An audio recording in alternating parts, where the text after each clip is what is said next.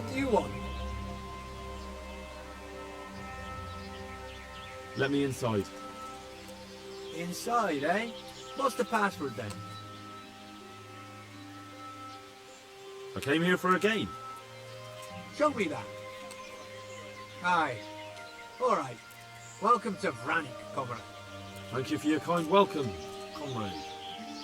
Who should I report to? Eric, you should be in the house, at the top. How goes it? Not bad. I've only been here a few days, but I ain't complaining. Food, booze and good company. Well, company. Hey, I'm new here. Can you tell me what's going on? Just what it looks like. Boozing. What else is there to do? Some stupid fuckers trained to keep up their fighting form. But why bother? With this kind of force, we'll go through any opposition like a knife through butter. Have you heard anything about what we'll be doing next? Of course. Early tomorrow morning there'll be a big sortie. Everyone around here knows that. How did you end up here anyway? Me? You're a bit green around the gills, aren't you? Me? I'm right at home, you see. Whenever the lords are fighting each other, you'll find me and my trusty sword on one side or the other. Whichever pays best. Do you know where I can find Eric? Oh, him? He'll be somewhere up in the ruins at the top. His armour's that bright, you can't miss him. Robbers. Fucking weather. These tents look pretty impressive. I've had enough. These fellows aren't paupers, that's for sure. Rivers of blood. Can you teach me to be a better archer? Me? Teach you?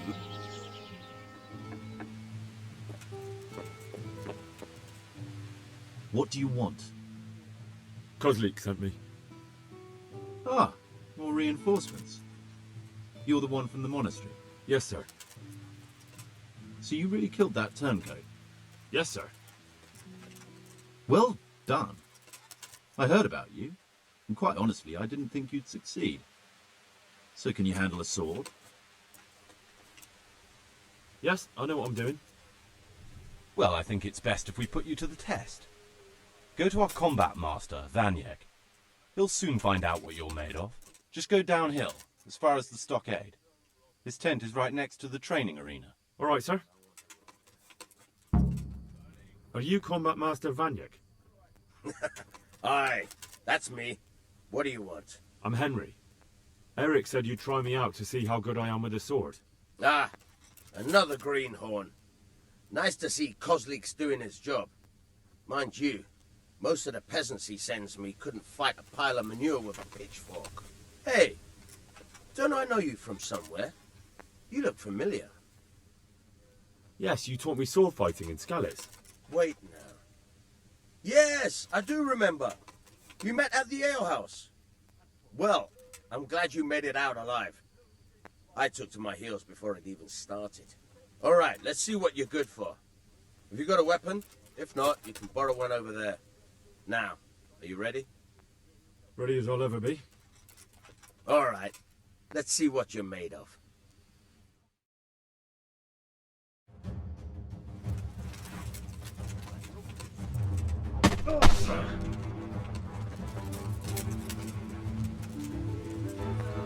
Go ahead and gather your strength. You'll need it.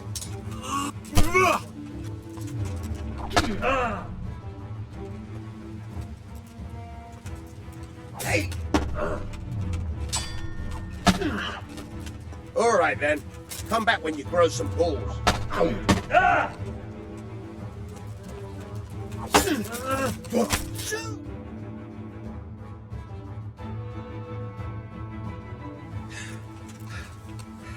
Jesus, you got me. You're a lot better than most of the fuckers here, lad. Well done. I've had a bit of practice. So I see. I'll tell Eric what you've got in you. Don't worry about that. But so you don't think old Vanyek is past it, I'll teach you one trick you'll be glad to know. Oh, that's very generous of you. Well, I don't want to take it to the grave with me. All right, listen. Before you start twisting and turning, take a good firm stance with your legs wide apart, like this. As if you're about to let off a huge fart. I think I've got it. Thanks. Sir, may I... What is it? I went to the fight master as you ordered, and I... What's the matter? Lost your tongue? I think I know what's troubling the young master. He's surprised to see me here. And the feeling's mutual. When did you start recruiting Radzik's people, Eric? Radzik? Indeed. This boy is very dear to him. And I expect he's looking for this? Am I right, young man? You bastard.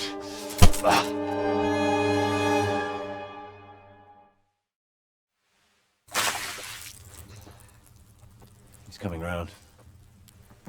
I apologize for the discomfort, but it's for your own safety. And ours, of course. You can count yourself lucky, lad. I'm gonna keep you alive. I'm sure your father will pay a nice fat ransom for you. My father's dead. That lackey of yours wouldn't even let me bury him. He doesn't know, Eric. Nobody told him. He told me, a foreigner, but not him. How very inconsiderate. I'm sure you'd rather hear it under different circumstances and from someone else, boy. But beggars can't be choosers. Your father, your real father, is alive. You even know him.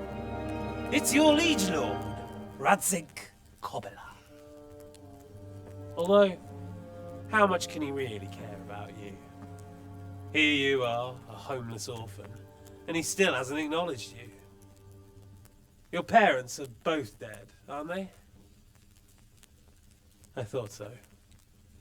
And yet, Radzik still hasn't told you the truth. Could it be that he's ashamed of you? I wonder if you'll want to pay that ransom after all. Well, best not think about that. If your father won't pay your ransom, you have no value to me. My father's dead. I understand why you feel that way. My own childhood was not dissimilar. How strange that we should have something in common. But I've delayed long enough. Now it's time for you to tell me why you came here. I was looking for my father's sword, which was stolen by a certain bastard. And I found it. But I wonder which father you mean. In a way, it belongs to both. Doesn't matter who it belongs to. I'm gonna kill you with it. You're hardly in a position to threaten me. But now I think of it, why not? When your father, your real father, pays, I'll give you an opportunity to try. I think that's very generous of you. Isn't it? Radzik will crush you, and I'll be there to see it. I very much doubt it. You spied on our camp. You must realize that your father hasn't a fraction of the forces I've gathered. And now, with the king in captivity, there's no one to levy troops to come to your aid. Even united with Hanush and Divish, your father couldn't raise more men than I have. The only force in this country capable of defeating me is Sigismund's. And he pays me. When he wins, I win. Everything I take now will be mine, and I plan to take everything. So meet the new lord of the realm. A man like you will never rule here. Have you never heard of Lord Sokol of Lamberg, or Sahinek the Dry Devil? They fought for your king and plundered the estates of the lords in Austria, just as I'm doing here. Like they say, the stronger dog fucks the bitches. And war is a nasty business. Sir, it's time. Now, I'm afraid I have more important business to attend to. I'll leave Udo here to keep you company. And let's hope for both our sakes that your father pays up. Farewell. Rot in hell! Knock some manners into him, Udo. Come on, Eric, let's go. We've got work to do.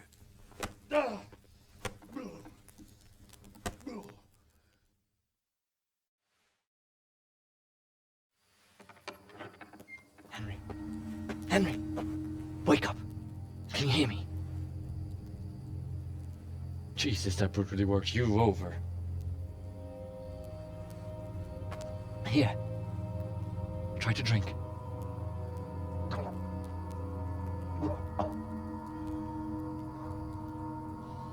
I thought you'd never come round. How do you know my name? Don't you recognize me? Zbyszek. You fucking traitor. You throw me to those bastards and then look me in the eye like nothing happened. Shh! Be quiet. Maybe we started off on the wrong foot. But I'm your only chance to get out of here alive. So do you want my help or not?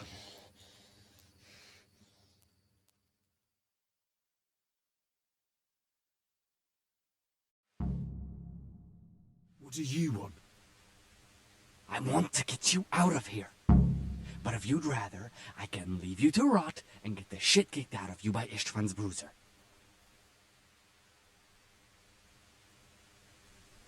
Why would you, of all people, want to get me out of here? I've got my reasons. If not for the good of my soul, then for the good of my purse. It'll cost you a few groschen, and that's all you need to worry about. You shouldn't look a gift horse in the mouth. Shouldn't I? Even when it comes from a treacherous bastard who set his cutthroat friends on me when I was trying to bury my parents. I won't deny we didn't get off to a very good start.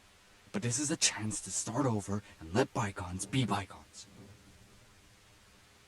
So what exactly are your reasons? Nothing you need to care about. Let's just say it's a personal matter.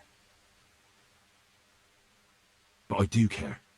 I don't believe a word you say. I know you're up to something. So you better try harder to convince me, or I'm not going anywhere with you.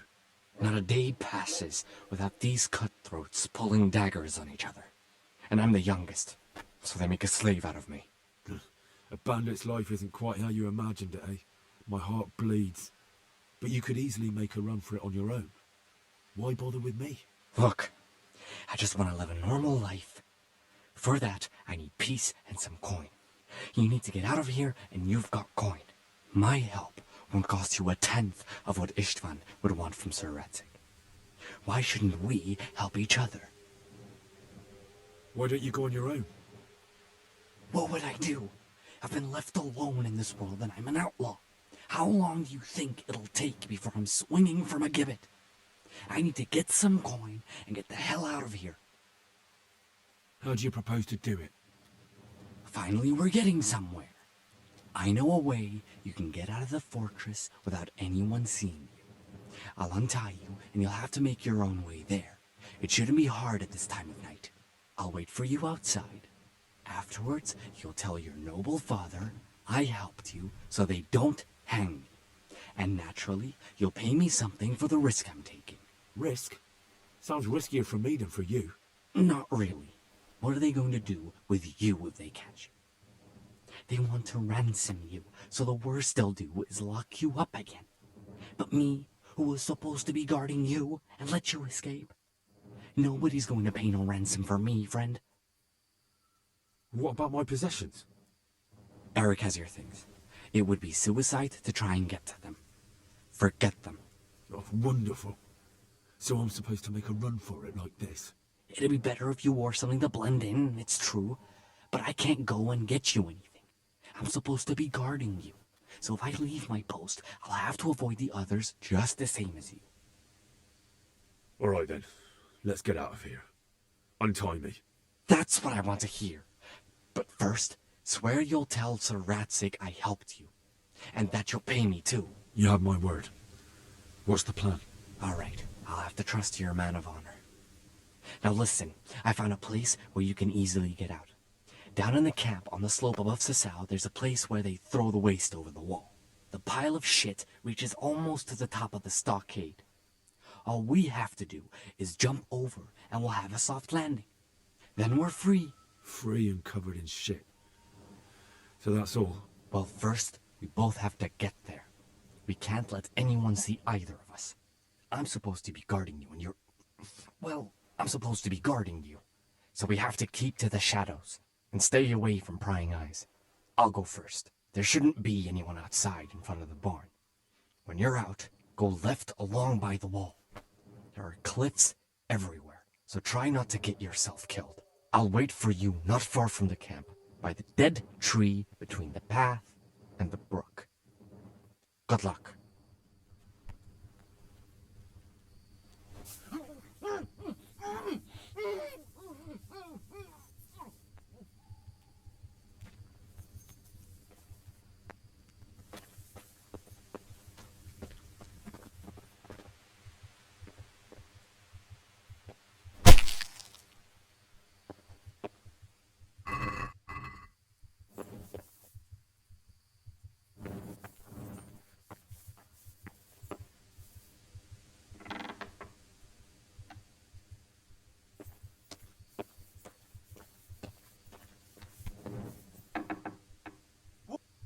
You're in the wrong place at the wrong time.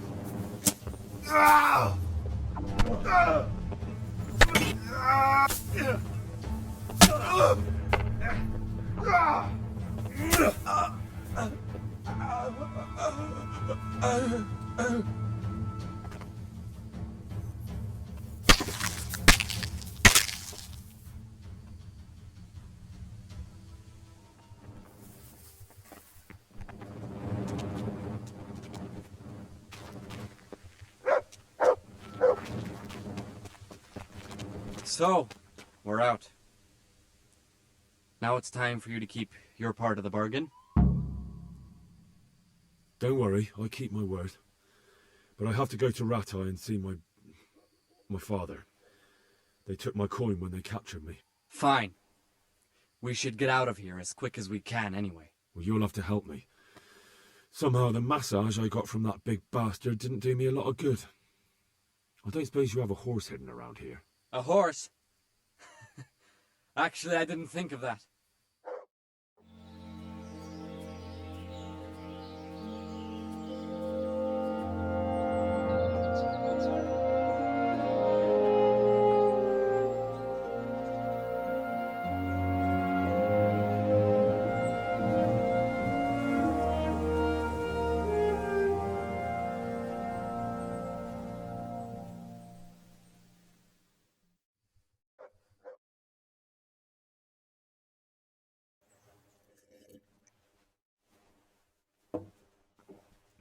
Any word about your boy, Radzig?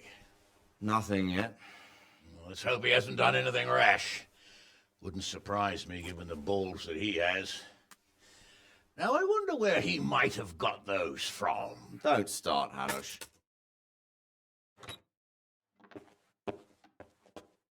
I'm sorry, sir. This fellow... Henry! Father?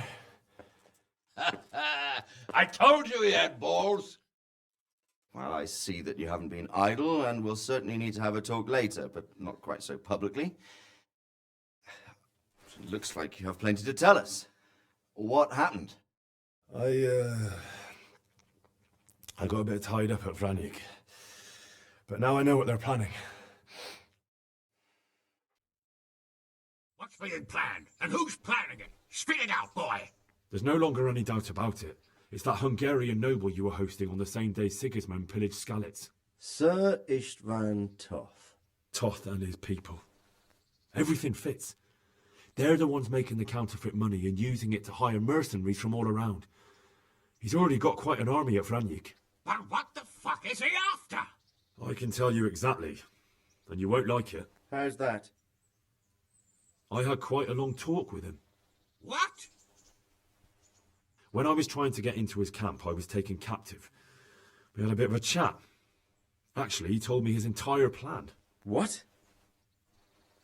I suppose he thought he didn't need to keep it secret any longer. I'm not all that surprised. Why not? What's that bastard planning? He's in the service of Sigismund.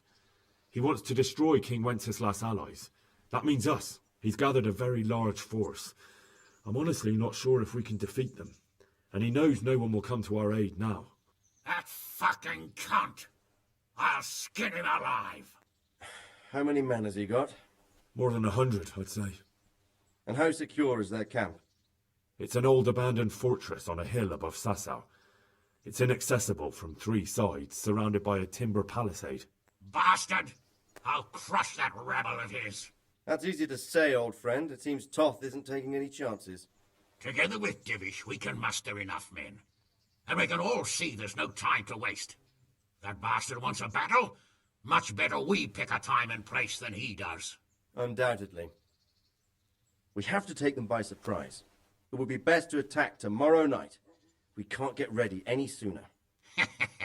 That's what I like to hear, Radzig. Henry, I want you to get yourself fixed up and then go straight to Sir Divish of Talmberg. Tell him to assemble all the able-bodied men he can and bring them to Vranyik tomorrow evening. We'll wait for him there. Yes, sir. Finally, a chance to show I'm not carrying a sword just for ornament. What is it, Henry? Is there something else? The thing is, we have to deal with Zbyszek. I see. And who is he? Zbyszek is from Skalitz. He helped me escape captivity and saved my life. I promised him a reward for it. Indeed. Well, Zbyszek, if you saved my son's life, I'm grateful to you. As a token of my gratitude, please accept this reward. Thank you, sir. Thank you for your generosity. And under the circumstances, we won't ask how you came to be with that herd of swine at Vranyik. So you'd better get out of here quick, before I start thinking about it. Yes, sir. Thank you, sir. Goodbye, my lords. Thanks, Henry. God be with you. Get a good meal inside you and get those wounds tended to. You look wretched. And if you need equipment or armor, tell Bernard. He'll give you what you need.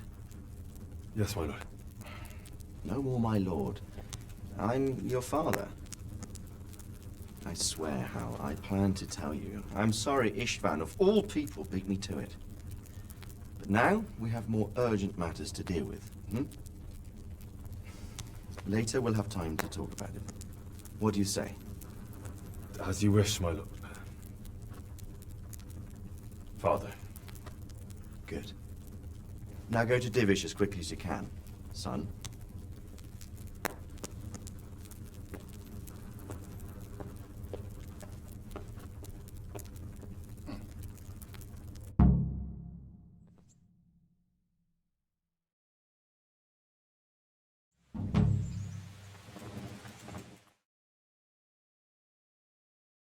Awake already?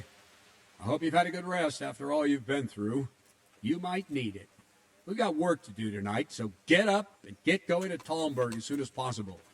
You need to rouse Sir Divish and his men for the attack.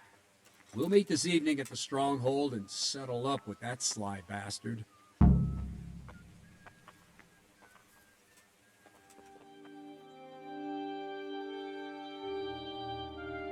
Sir, I bring an urgent message from my father.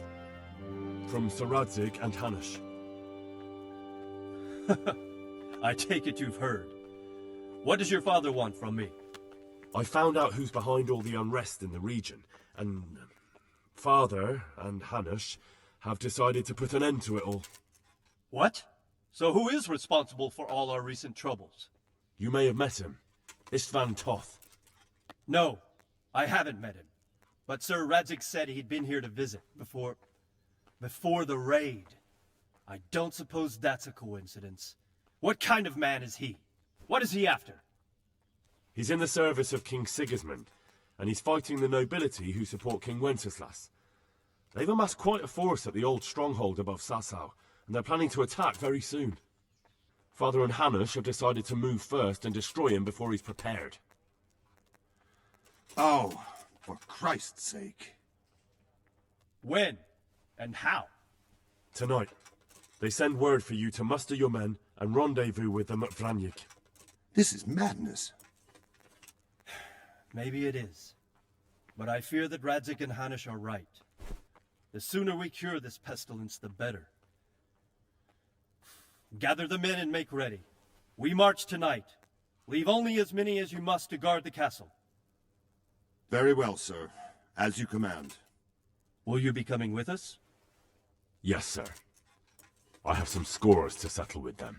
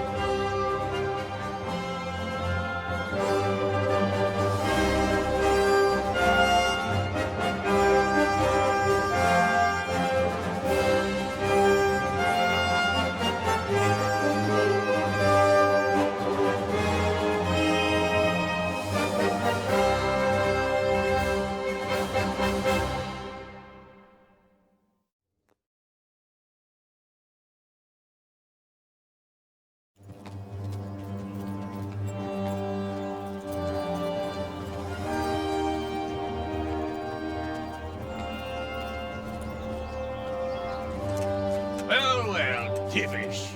I see you don't want to miss the show. You didn't expect me to leave all the glory to you. Never. We wouldn't dream of starting without you. What news? Did you parley with them? We did. And what was the outcome? Not quite what we hoped for. Radzig wanted to go parley with him in person. Fortunately, I talked him out of it. It seems that this will not be resolved without a battle. Bloody good thing, too. Finally, we'll have some proper entertainment in the countryside. Fortunately, my son here showed immense daring and made his way into the lion's den to spy on them. Tell us what you saw, lad.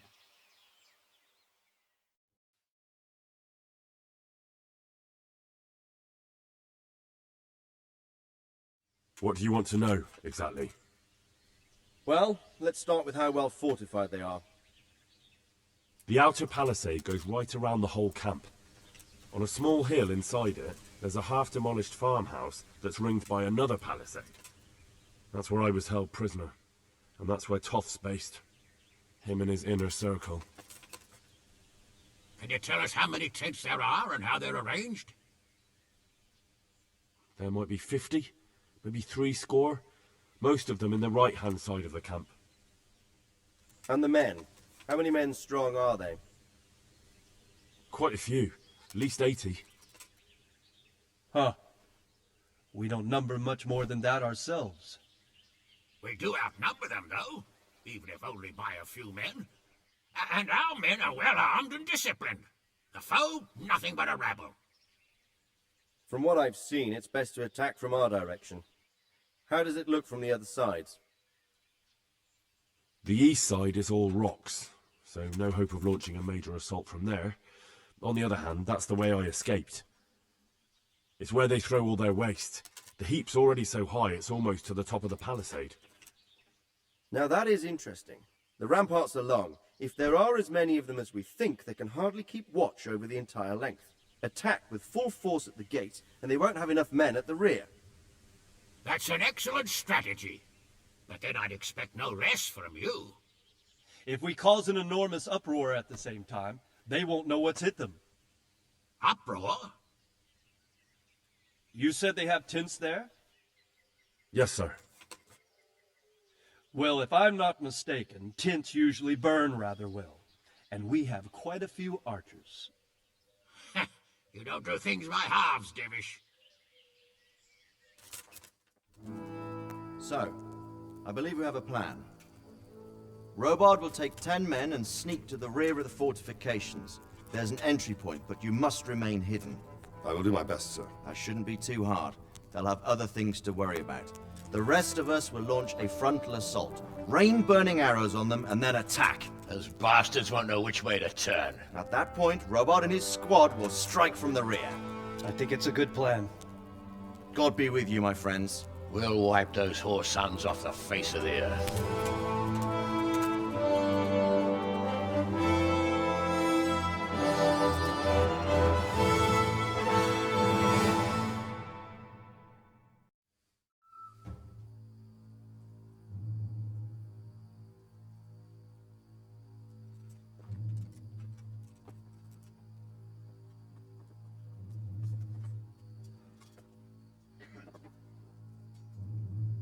Listen up now. We are about to meet the rabble that have been trying to hurt us.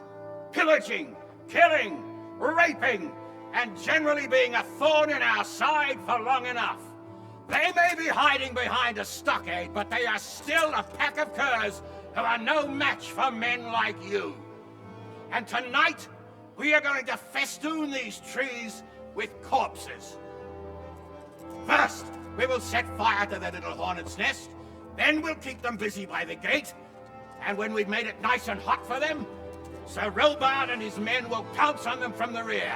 And we will hack them to pieces. Have you got it? Yes, sir! Good. Now, when we reach the ramparts, the archers will cover the men climbing it, and the men with the battering ram.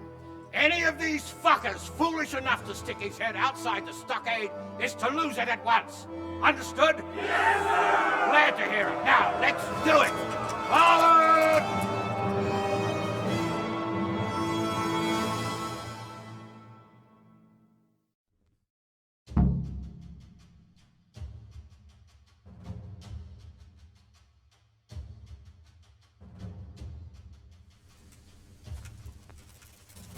Archers, fire!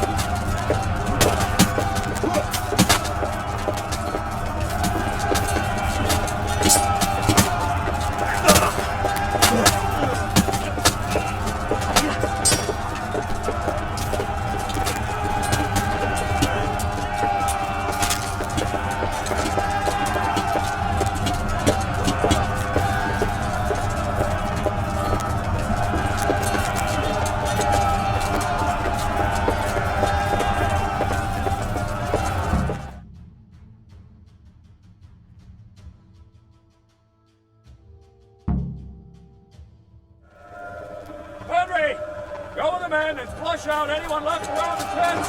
So they don't creep up on us from behind. You men, over there, go with him. The rest of you, warm up and go to the top gate.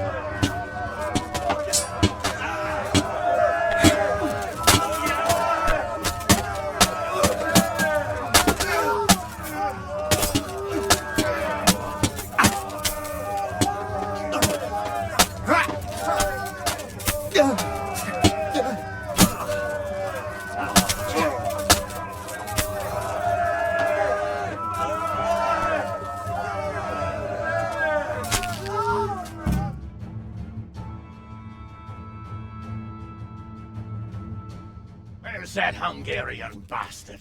Why isn't he here? Don't tell me no one was in command! It does rather look that way, Hanush. Henry, where's Toth? You said he was here. He definitely was, sir. I've got the cuts and bruises to show for it. We have to find out where he slithered off to. Look for clues. Anything that will tell us what he's doing.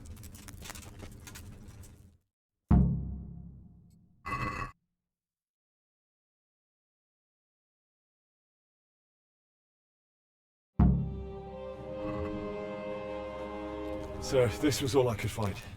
A letter? What does it say, Ratzig?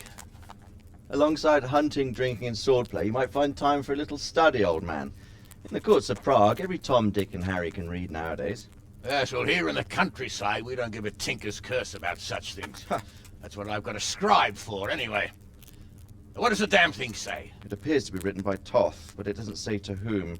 It says everything's going according to plan, and the castle should soon be taken. Castle? What castle? What does he need a castle for? Sir, we took this one alive. And it seems he's not just some ordinary spear carrier. Where's that rat Toth? Where did he go? Speak, damn you!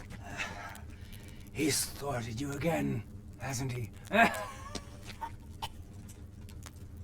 If you play your cards right, you might come out of this in one piece. Where is your lord? He was here yesterday, wasn't he? Come now, sir. We both know where I will end up. My lord is gone. He took most of the men and left. Where has he gone? What is he planning? He writes here about taking some castle. Which castle? Oh, some nearby castle. Left completely unguarded. Now I wonder where it could be.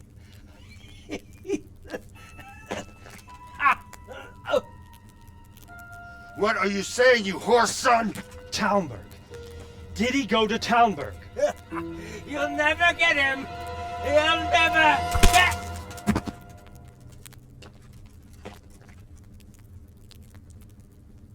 What? We're planning on sending him to some monastery to become a monk? I believe we have some work to do, Sir Divish, do we not? Mount up, gentlemen. We don't have any time to waste.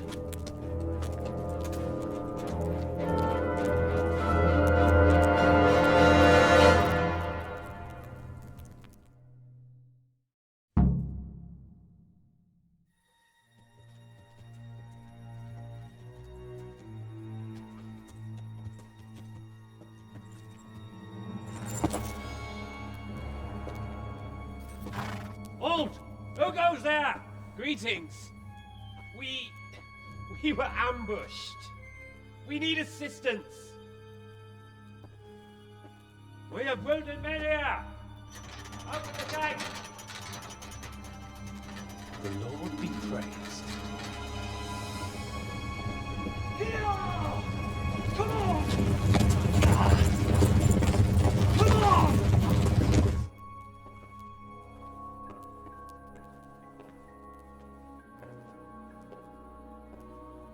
Lady Stephanie, I really don't think we should... My lady.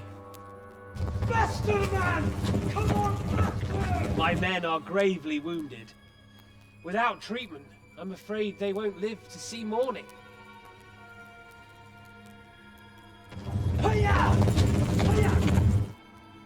Not to worry. We'll take care of them. My lady, you have my uttermost gratitude. May God reward you for your kindness. Every Christian should help his neighbor in his hour of need. True. Especially now, when treachery and deception surround us on all sides. Get out of the way! The devil lurks in the shadows. Come on! And one fears taking a guest into his house.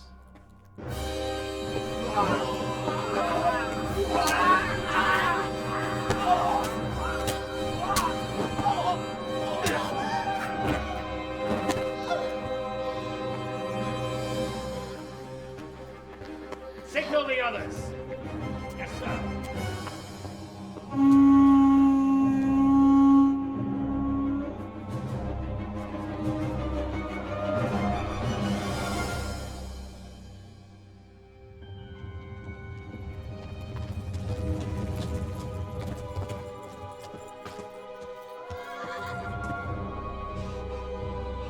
Oh no. We're too late. Quickly! Follow me!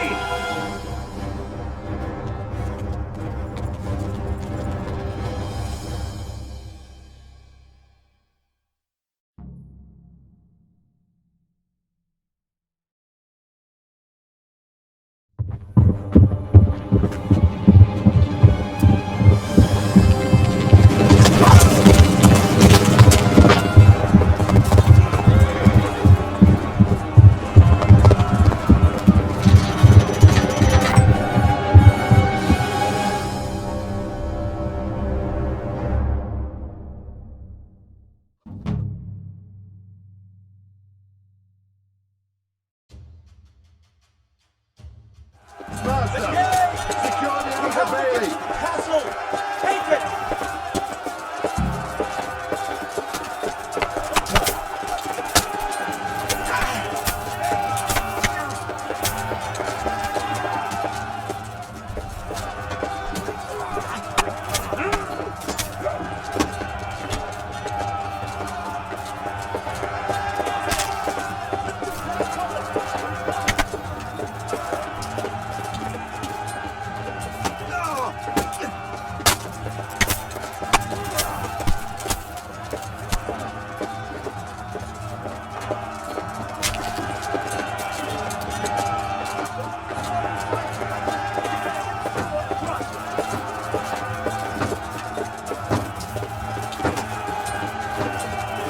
Crush them!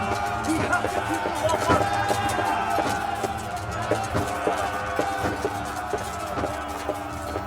There's no time to waste! We have to get into the castle!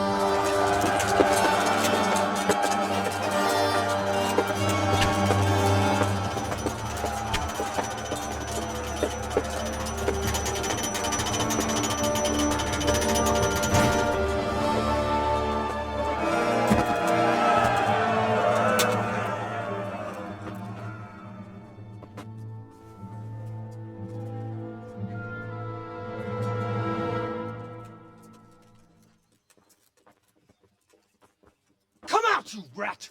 Come out and fight like a man! I don't think so. I like it better right here. Would you rather hide behind my wife like some mangy whelp? I could just as easily cut her throat. I have hostages enough, and strong walls to protect me. Bring him here.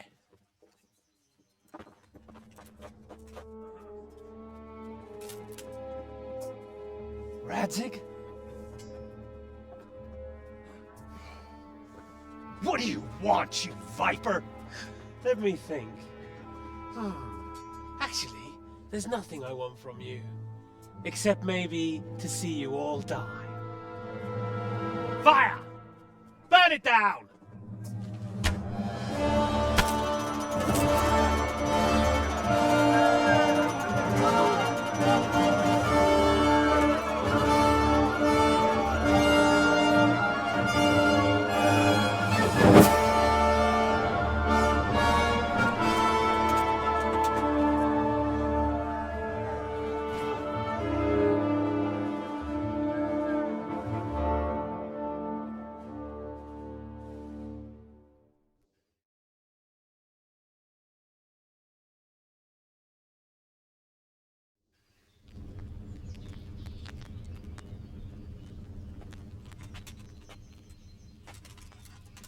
Christ. Are you all right? I'll live. Whew, but I don't think I'll be wielding a sword for a while. Oh, we have men enough for sword wielding. A good lord is harder to come by. How the hell did they get Radzik? I didn't make it to the gate. He was charging against reinforcements from the castle. We have to save Sir my father, somehow. And we have to save my wife and get our home back. My friend, I think you know as well as I. We have to lay siege. No! No! That is our last resort. We have to try all our other options. Sir, if a few men could scale the western wall after dark, maybe they could get inside, free the hostages, and open the gate. That is, if they're holding them in the courtyard, as we've always done. Well, that's a big if. What if they're seen and they can't raise the portcullis quietly? Sir Hanush, if we can save just one hostage. It's a perilous undertaking. Who would you send? I'll go.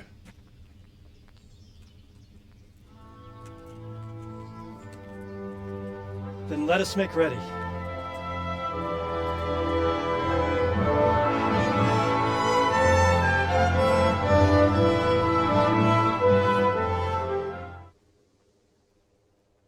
I'm ready. Are you sure? You should wear lightweight black clothing. Anything you don't need, you can leave here. I don't want you clanking around in plate armor. Yes, I'm ready to go. Take care.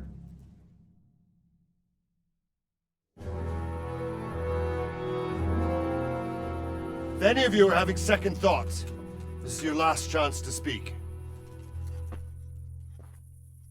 Very well. So I hope we're all clear on what has to be done.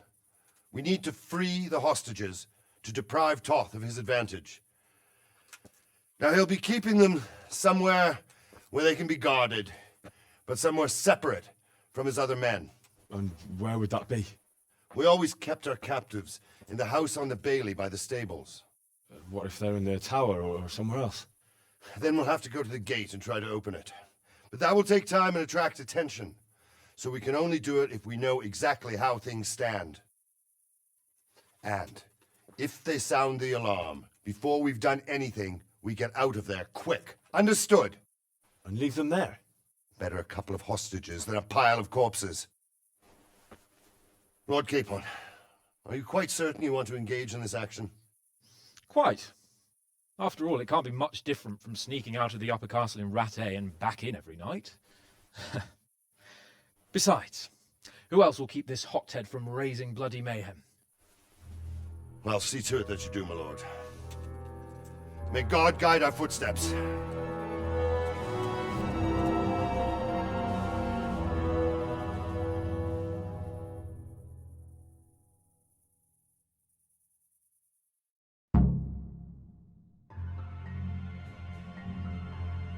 This will be something.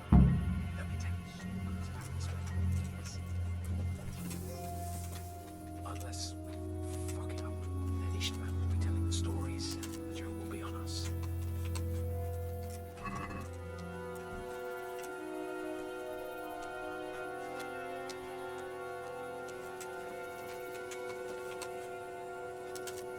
We'll go first and take out the sentries. Wait here.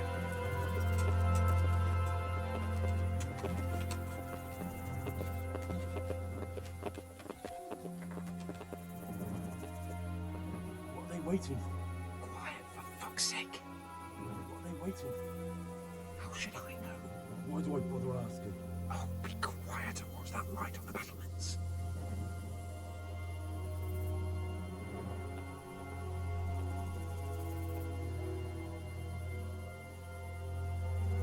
Fuck this waiting, I'm gonna climb.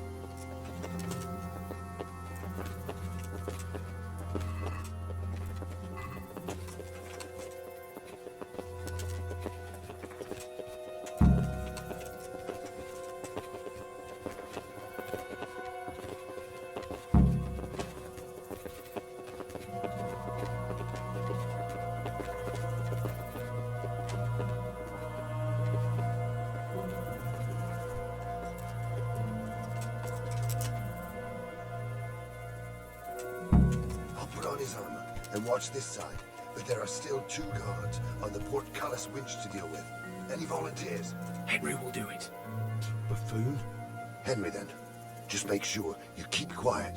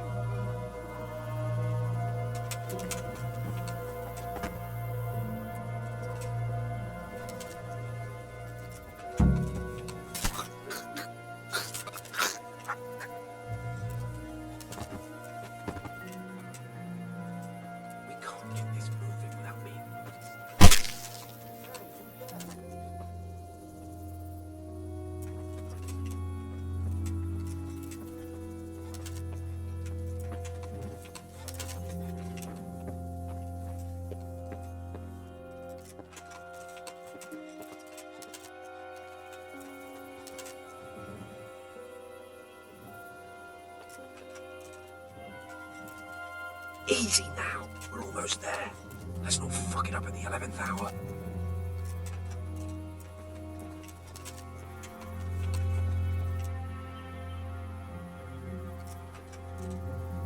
Careful here.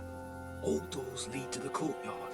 All it takes is for one man to go for a piss and he'll see us.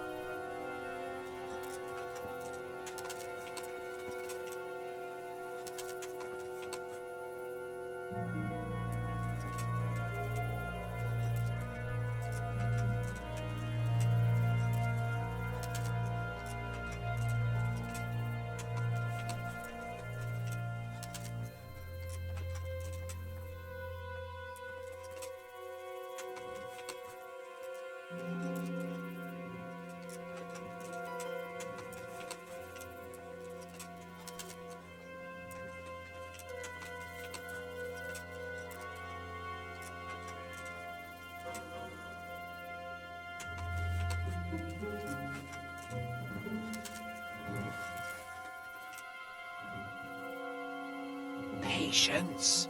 He has to move.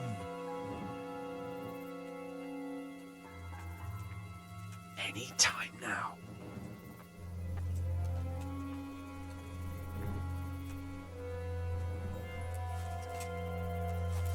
Jesus! Get a fucking move on, man.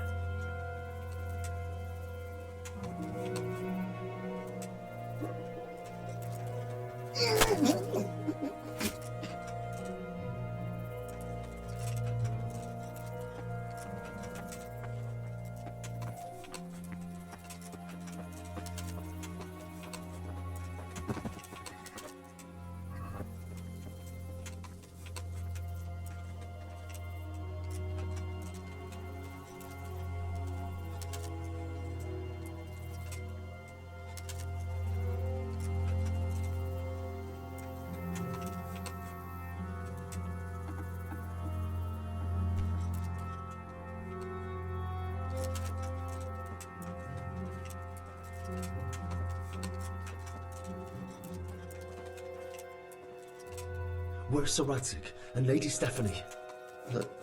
Lady Stephanie? She's not here. She must be held somewhere else. Where? Where is she being held? And where's Sir Radzig? I suppose the lady might be in her chamber. We don't know anything. They herded us here and told us not to move a muscle. Take care now.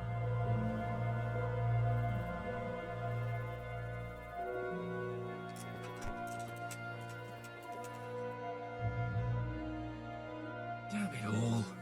We'll have to go back empty-handed. I really thought we could pull it off. We're not going anywhere. Not without my father and Lady Stephanie.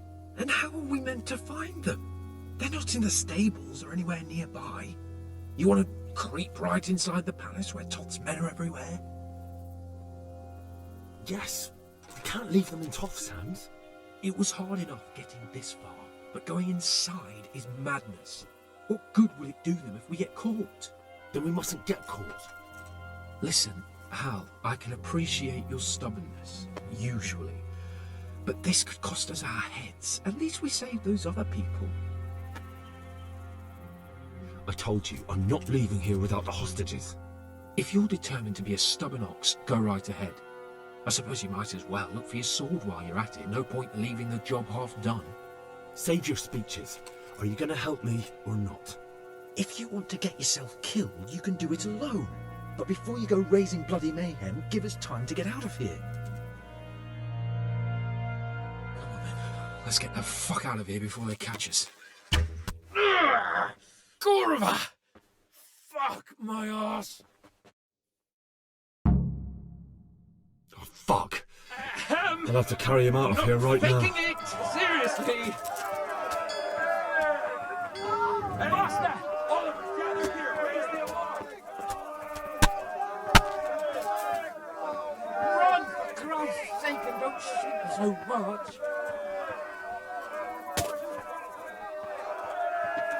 Master!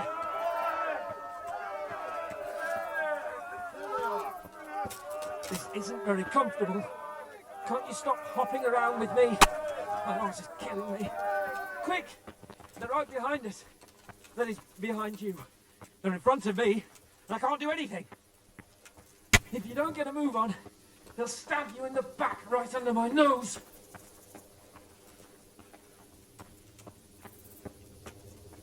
Faster!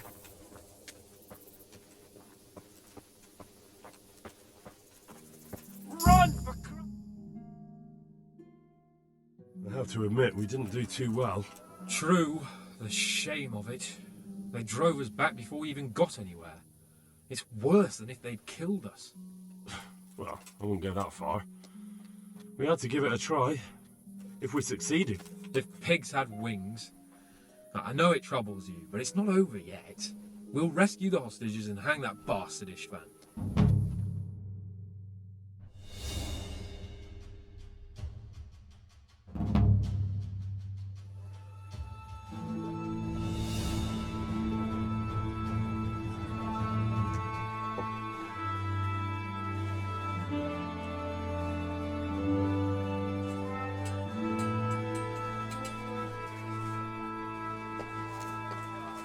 It seems, Robard, that we're running out of options. We don't have enough men to scale the walls with ladders. We can't afford to lose any more. We can only take Talmberg by a ruse or with superior numbers. Ruses have failed, and we don't have superior numbers. Then we are left with no choice but to build a trebuchet.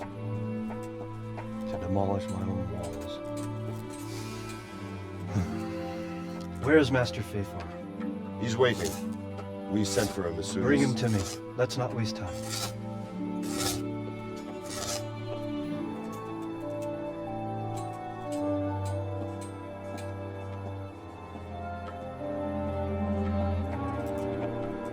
Sir Divish.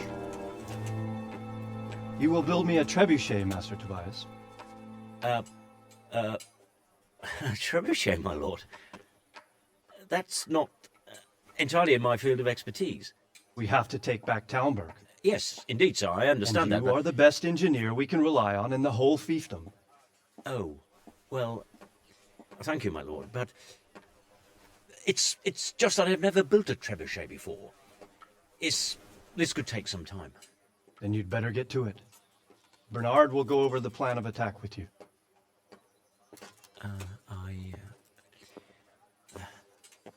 Oh. Well, Master Tobias, you have much to do and little time.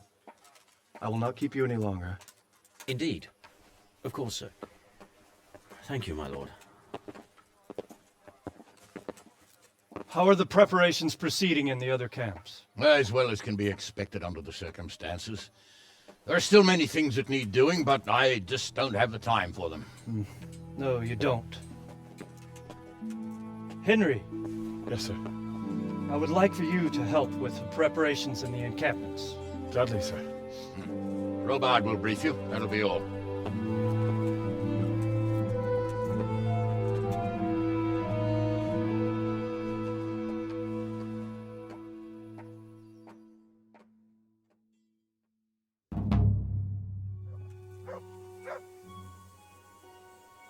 What needs to be done? Look, a military encampment's a complicated thing. I don't expect it to be as peaceful and orderly as Holy Mass. But what we have here now is havoc. The men are as nervous and short-tempered as caged bears. When you walk around the camps, you'll see for yourself. Grumbling everywhere, complaints about everything from the gruel to the fleas.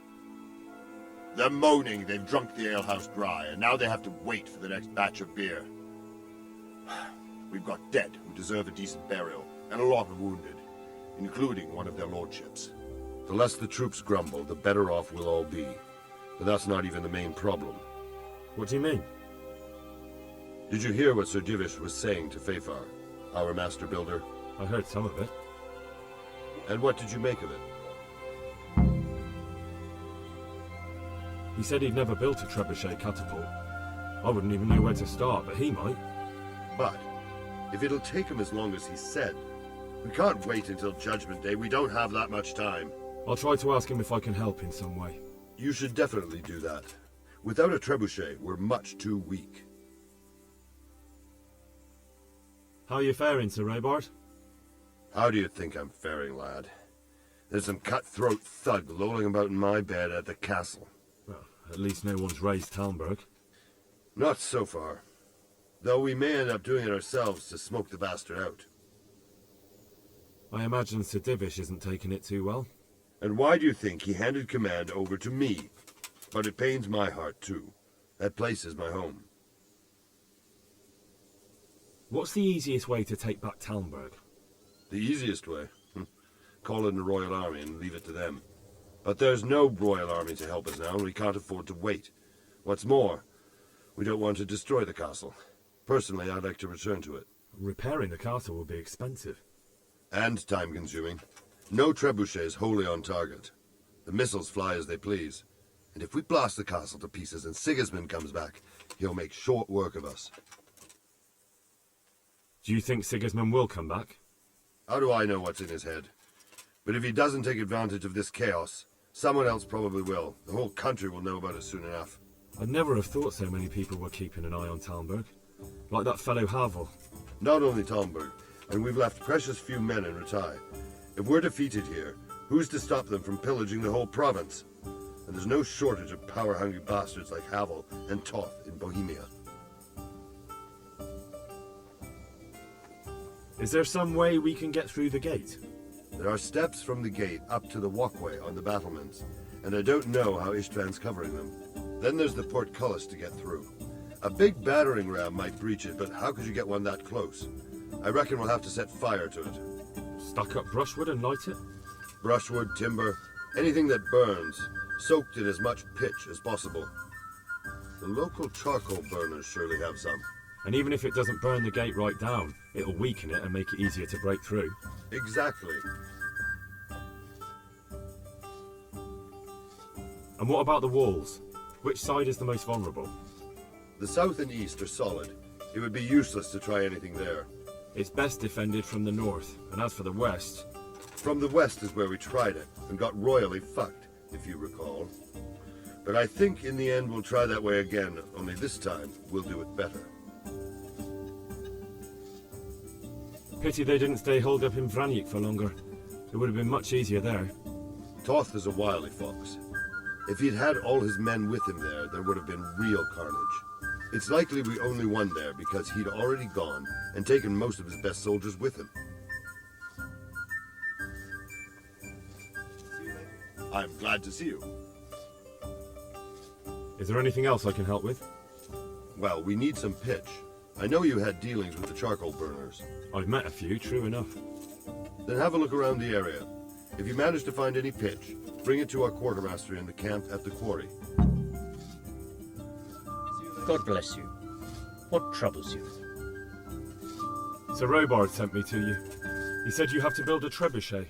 Indeed. A trebuchet that can smash the walls of Talmberg. I, a mining engineer, What do I know of war machines? I'll never manage it on my own. Well, I'd like to help you, but how? I don't know anything about trebuchets either. Actually, there is a way you could help. Conrad Keyser came to Sasso recently. If you could get him to come here, it would save my skin. Conrad Keyser? Who's he? He's a scholar who studied medicine, but he also designed siege engines. He even took part in the siege of Nicopolis, together with Sigismund. He was with Sigismund? It's not so straightforward. They quarrelled after the battle, after Conrad blamed their defeat on Sigismund. I don't suppose he took that too well. Quite. That's what led to Conrad being banished from Prague and making a base at Bethlehem Castle. Banished? Like a common criminal? He was a member of the court and a doctor and a master engineer, so nothing quite that bad befell him. I've even heard he has a whole host of wise men with him and they're writing some book together. You're still an engineer, though. Couldn't you build it yourself? Are you serious? Do you know how complicated such a machine is? What forces are at work in the contraption? If we were lucky, it wouldn't fire at all. Far more likely, it would smash itself to smithereens and kill lots of us instead of the enemy. What's he doing here in Sasau? They sent him over here to help with building the monastery. No doubt they had to pay handsomely to get him. And how am I supposed to get him here? Abduct him? Well, only if all else fails. We need his cooperation. Try having a word with him. By all accounts, he hates Sigismund. All right, I'll do what I can. Thank you, Henry. Maybe we will build that trebuchet after all. I hope I can be of some humble service to you. How are we doing with the food? Who wants to know? One of their lordships? No, I just wondered if there was anything you're short of. Oh, I see. The lordling is wondering if we're in urgent need of anything. Well.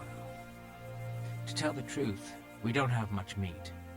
They bring it round often enough, but never as much as they should. Yes, I've heard something like that. I'll say. Every other man's moaning on about it. The gamekeepers are doing all they can, but they can't keep up. So if you know how to help them out, bring it right here. I'll take care of the rest. Fine, I'll keep that in mind.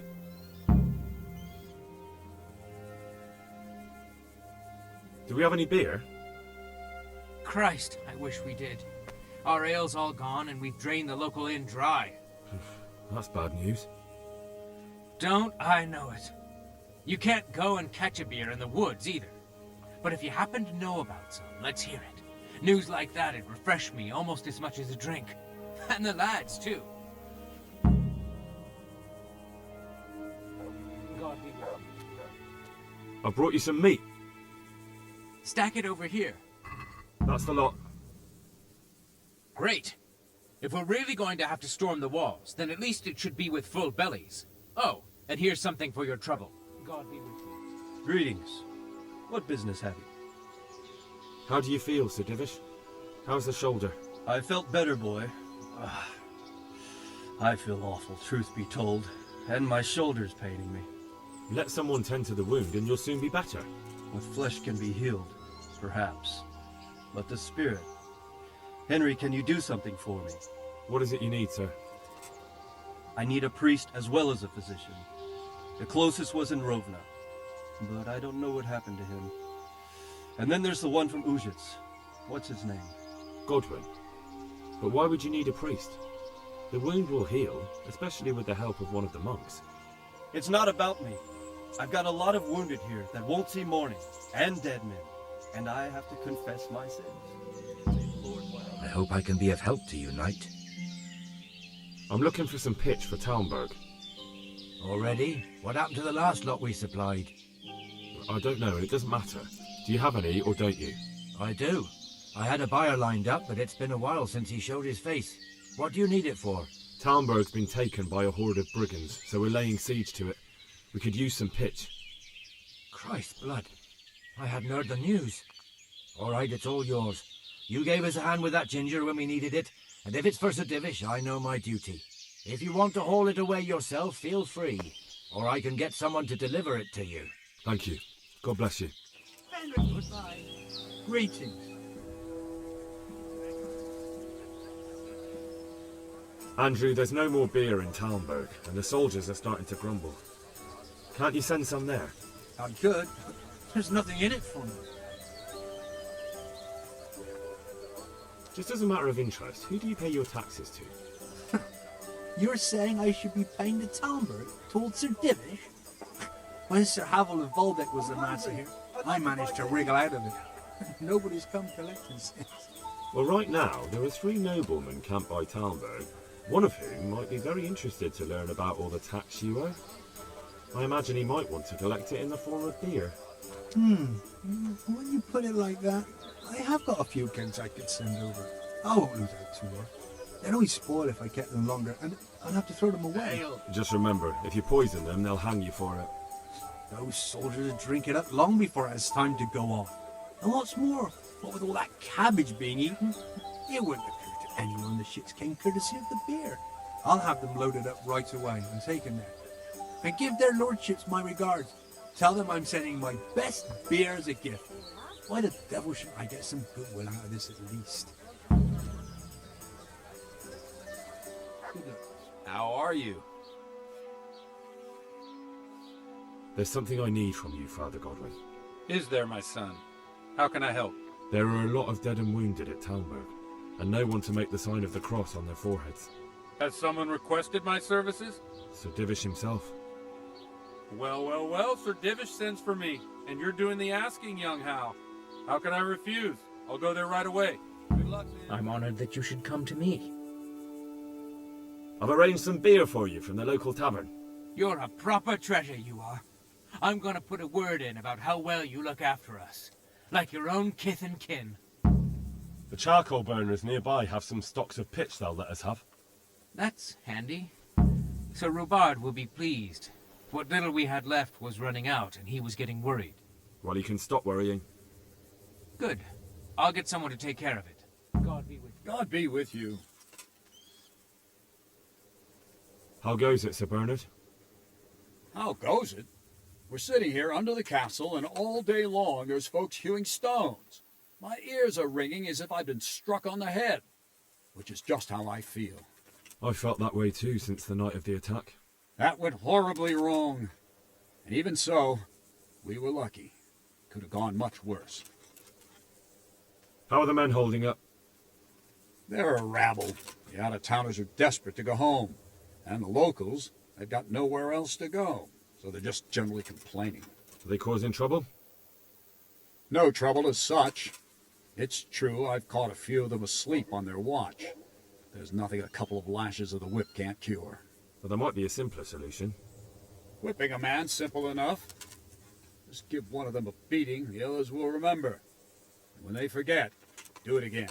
But then you'd have an injured soldier. It occurred to me a herbal potion might do the trick. I never heard of any wives' quackery helping troop morale.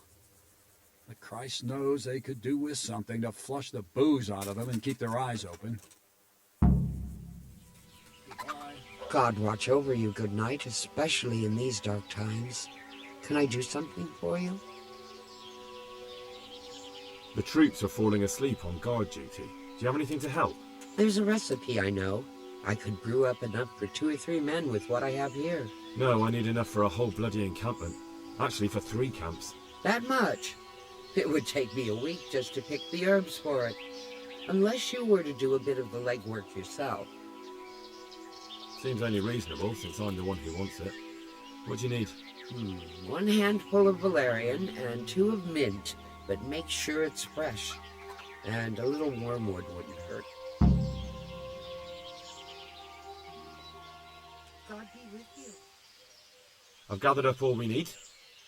Excellent. This will probably do the trick. And do you have the wormwood? Here it is. Fine, fine. I'll get started. It's going to take a while. Goodbye.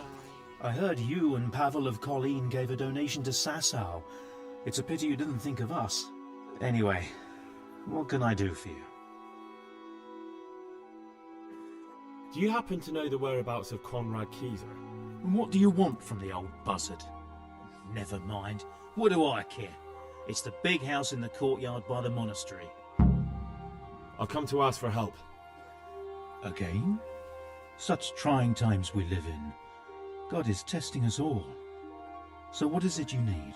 Their lordships have laid siege to Talmberg, and the brigands have wounded Sir Divish and many other people. I'm to ask if the monastery might send someone to help. These are tragic times. Fortunately, I've only a little work left to do here, so I'll gather my things and set off for Talmberg. Thank you, Father. May God reward you 1,000 times. God be with you. Is this where Conrad Keyser lives? Indeed. The world-renowned Conrad Keyser. I need to speak to him. Oh, really? Whatever for?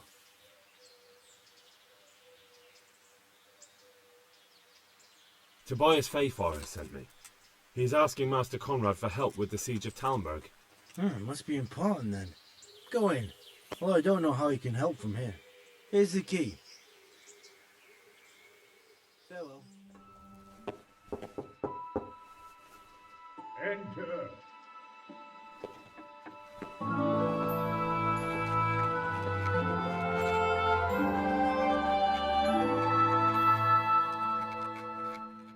Huh? By the horn of Joshua, you startled me. I thought you were urban. What do you want? Sir Tobias Fayfarer, the master builder and engineer from Skalitz, sends his greetings. Fayfarer? Tobias Fayfarer? I've heard of him. He invented an interesting mining machine. What does he need? Sir, have you heard what's been going on in Talmberg? I've heard a thing or two. Is it true the castle's been taken? It has, and we want to take it back. Master Fayfarer has been given the task of building a trebuchet, but he's not sure he can manage it. I doubt it myself. Building siege engines is an entirely different kettle of fish than mining. Damn, I'd like to rain some boulders on those heathens of Sigismund's. But that can't be done with a quill and parchment, and I can't leave here right now. Why can't you leave? That's a long story. I was a little, more than a little, critical of Sigismund's efforts at Nicopolis. And it might surprise you to know, after that defeat, he didn't particularly appreciate my criticism. Then, when Sigismund abducted the king, I didn't feel too secure in Prague, so I left. Perhaps left is the wrong word. Some might say I was banished. In any case, I went to Bethlern Castle. They locked you up in Bethlern? Not quite. It's a royal castle. They leave me to my own devices there. Frankly, this so-called banishment has been a bit of a blessing. I have peace and quiet to attend to my opus and a band of able assistants. Although I have lost quite a few of my patrons thanks to all this unrest. And why are you here in Sasau? To be honest, I need the money. Money, sir? You don't seem like a man who lives in want. Dear me, no. I don't need it to support myself. It's to fund my opus. That's why I agreed to help with the construction of the monastery. So you see, I can't simply take my leave. What is it you're working on, sir? Belli Fortis. A great book of war machines and weapons. My opus magnum, my legacy. All you have seen here are but snippets of my great work. Mark my words. One day, our whole world will be run by machines and inventions not yet dreamed of. Of course. Any day now, they'll plough our fields and milk our cattle. What did you say? Oh, nothing. Just thinking aloud about things for battle. Could I help you escape, perhaps? Who says I want to? But you said you couldn't leave, sir. Young man, I can't leave because I gave my word I'd help with the building of the monastery here. And my word is my bond. I have no intention of sneaking away like some criminal. Who do you work for here? My contract is with the abbot himself, but I discussed the work details with Carol, the monastery's master builder. Could I not just pay off the master builder for your services? I doubt it. Carol is only interested in the construction. As long as he has the money to pay the craftsman's wages, that's all he needs. Ah, as long as he has enough for wages, you say? Yes, what are you thinking? Couldn't Carol be persuaded somehow? After all, the defence of the province is at stake. I realise that, but Sassau Monastery has always kept its neutrality. What's more, the abbot isn't here at present, and without his permission, Carol won't be persuaded.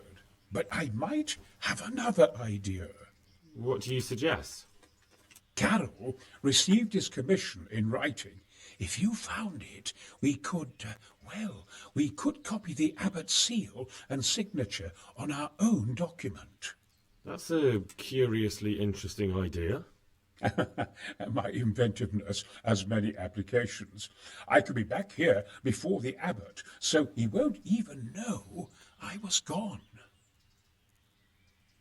How do I get my hands on the commission? It will be somewhere in his quarters. You'll need to get it quickly and put it back before he notices it's gone. I suggest waiting until evening. That's when Carol usually goes to the tavern to play dice. He's fond of his dice. Maybe you can take advantage of that somehow. Right. I'll see what I can do. God bless you. What troubles you? I've got that commission. Not so loud, for heaven's sake. Show it here. The very thing. Go to the Sassau scribe and say to him the fox isn't half as clever as he thinks. Then he'll do as you ask. Is that a password? Just so. He insists on it. Don't forget to repeat it verbatim and aloud. Then all you have to do is take the new document to Carol and tell him a messenger brought it. All right. But most importantly, do it quickly and put the commission back immediately. Carol's no fool. If he can't find it, he'll put 2 and 2 together when you bring him the new document, and the game will be up. I'm honoured that you should come to me. I have a message for you.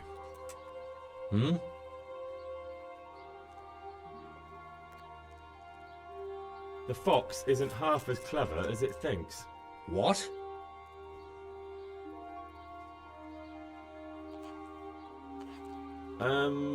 The password about the fox? What in heaven's name are you blabbering about? Conrad Keyser sent me. Why the hell didn't you say so? That sod. He deliberately lied to me to make me look stupid. Well, never mind. What do you want? I've got this document here, and I need to have a different one drawn up with the same signature and seal. So Conrad is still up to his old tricks. Give him my greetings. Let's see it then. All right. Give me an hour. And I hope I won't have problems on your account. God be with you. Is it done? Here you are. And pass on my best to the old dragon. Good luck to you. I hope I can be of some humble service to you. A messenger brought a dispatch for you. To the hand of charge to your sisters. Permission to leave Sassau? How very convenient for you. The hand of fate. We'll see what fate brings.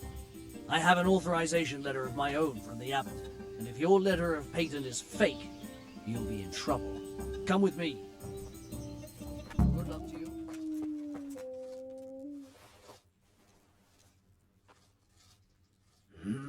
Well, it goes against the grain, but the seal and signature are genuine. So Conrad may leave? He can. The letter of patent is genuine, and when the abbot commands... Wonderful. I'll tell him. Lord be with you. They're after me! Sweet Jesus, I knew this day would come! What? Who is... Carol said you can leave and... Leave? I can't even set foot outside the door! Not now! Please, calm down and tell me what's going on. They're after me! Who? Who's after you? Sigismund's people, of course! Why would they be after you? Because he's never forgiven my criticisms of Nicopolis. Now he's decided to pay me back. What am I to do? What makes you think someone's after you? When I was on my way to Sasau, I saw Baron Pekar in Kostelitz. He was with Sigismund on the crusade, as was I. Now I've been told he was seen at the local tavern. And a stranger's been creeping around the gardens here late at night. My God, there are signs someone was trying to force the door. They're after me, Henry. The Lord preserve me. They want to kill me. Take it easy. If someone's after you, I'll see to it. I'll have a sniff around the town or lie in wait for him. I don't know. What if he sneaks past you? He won't, I promise. I'll hide in the garden, and if anyone starts creeping around after dark, I'll catch him. You will, won't you? Good, good. And be sure to hide well. If he sees you, he won't come.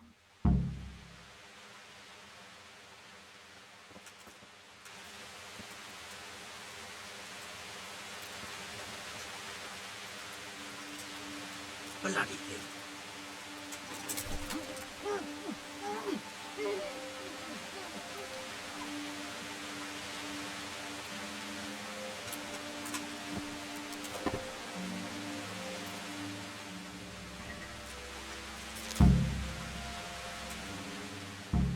Well, did you find anyone? I did. And? He's dead. He was an assassin, all right. Lord have mercy. Was it Pekar? Yes. I saw him all too clearly. So they are after me. I knew it. Sweet Jesus, there'll be more. I need to hide away somewhere. Come to Talmberg. You'll be surrounded by a whole garrison there. Yes.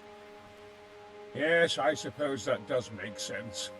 Thank you, Henry. I'm in your debt. We'll meet at Talmberg. Jesus Christ be praised. How may I serve you? So, is the concoction ready? All done. Here, take the keg. I won't be lugging a heavy great thing like that around myself. Thank you for your help. Well, best of luck, lad. Now, I need a rest. God be with you. Good day. This ought to help with your sleepy soldiers. What's in it? It stinks to hell. Yes, and it's hellish potent too. A drop in the evening, and you won't fall asleep till just before noon. Really? I hope it does the job, and it doesn't give them a runs in the process. Hopefully not. But if it does, well, it's hard to sleep with the runs, isn't it? True enough. But you're not much good as a guard when you're squatting in the bushes. See you later. A well-chosen site. You want to strike the gate, do you? True. We don't want to do more damage than necessary. I quite understand. Sir Toth is holed up there, is he? Just so, Master Conrad. I hear you have some accounts to settle with him. Ah, not entirely. I've done with him. Sigismund trusted him more than me in his campaign against the Ottomans, and we all know how that ended up. How did it end up? Badly, my lord. The flower of French knighthood was slain there. Sigismund fled for his life, and I did too, I must confess. Be assured we shall not make the same mistake here. We do not intend to starve them into submission, but to break down the gate. I am at your service, my lords. We will build the trebuchet quickly. It will be ready in a matter of days. And I can supply, for example, Roquetta to sweep the foe from the battlements. Roquetta? I do not believe I've heard of such a term. Roquetta? are missiles filled with black powder with a touch hole at the bottom to ignite it. They shoot forward, something like a hand cannon, but without rocks. The rocket is the missile. I see. But we don't have black powder in these parts. Nor cannon. Indeed. It should have occurred to me. But I am very fond of Rocchetta, and I always think what Alexander the Great might have accomplished with them. I understand. We find ourselves in a conventional situation that demands a conventional solution. I'm still hoping that Toth will see sense and parley with us. He may well do so, especially when we set up the trebuchet on his doorstep. God be with you, lad. What can I do for you? I came to an agreement with Conrad. He's already here. You wouldn't believe how clever that fellow is. Now we really will build that trebuchet. That I guarantee you. Just one thing. If he should send you somewhere and tell you to give some password about a fox or some such, well, you should take it with a grain of salt. Password? Fox? All right. I'll bear it in mind. Glad I could be of service. I'm truly grateful to you. And the men will be too when the assault starts. Fine work. You've certainly saved many lives. I probably shouldn't, but go and have a look in my trunk. You might find something there you can use. Thank you. Take care. The Lord be praised. What brings you to me? How do you like it here, Master Keezer? It's quite satisfactory. Indeed, it's more than satisfactory. I have to commend Master Fayfar for his diligent supervision of the construction work. His extensive knowledge of mechanics is proving most useful. He has the makings of quite a competent siege master. I don't think he's yearning to become one. His life's mission has been to manage the mines.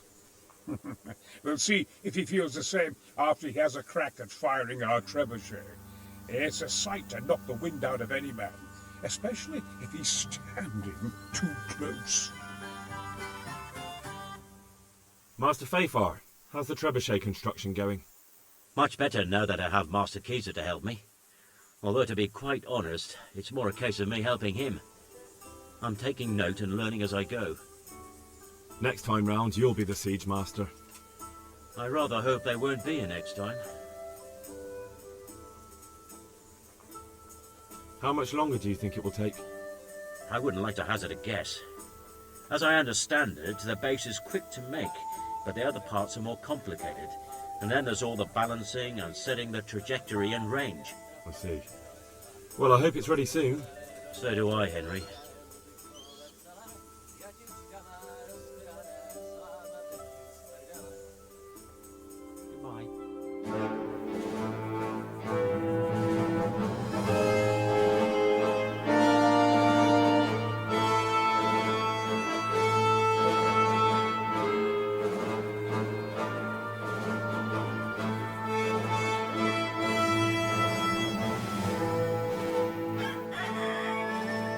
Now, let's see how strong those walls are.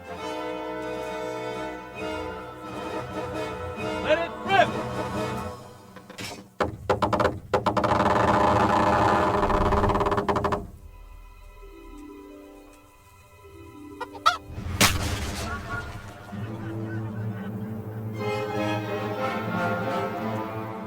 That was just the first shot. The trebuchet has to be calibrated. That's perfectly normal. I'll have the range in no time.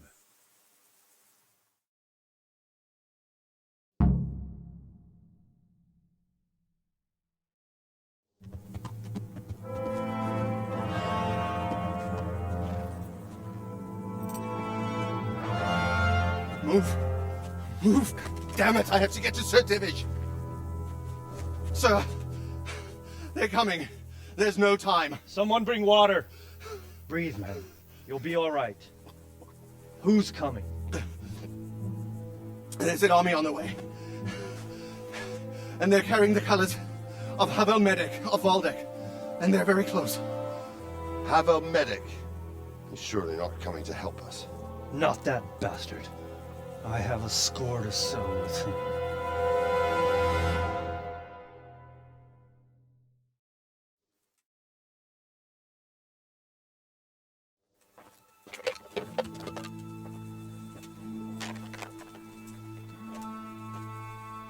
Gentlemen, Toth's reinforcements are about to descend on us. That swine. How many men? We don't know exactly, but there are many. And they will probably be here by dawn. So soon? How is it that we knew nothing about this before? The whole land is in chaos. It's a wonder we can find out anything at all. If they attack from the rear... we'd be finished. Just as Toth has been planning. The sneaky weasel. He's been one step ahead of us the whole time. Not this time, though. What are you thinking? Robard, how do you think the weather will be tomorrow? Well, sir, if my joints don't deceive me, and they rarely do, it'll rain.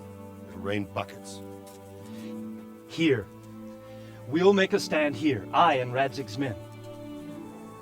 You will wait until they charge us, and then strike them from the rear. Here, and here. If we succeed, we'll have it over and done with before they notice anything in Talbot. It might just work. But we'll have to leave someone in the encampments in case they do come out of Talbot. A few men will be all I need. Well, that depends on whether you can hold out. We don't even know how many there are. We will hold out. I'll give the orders to my men. We will be ready.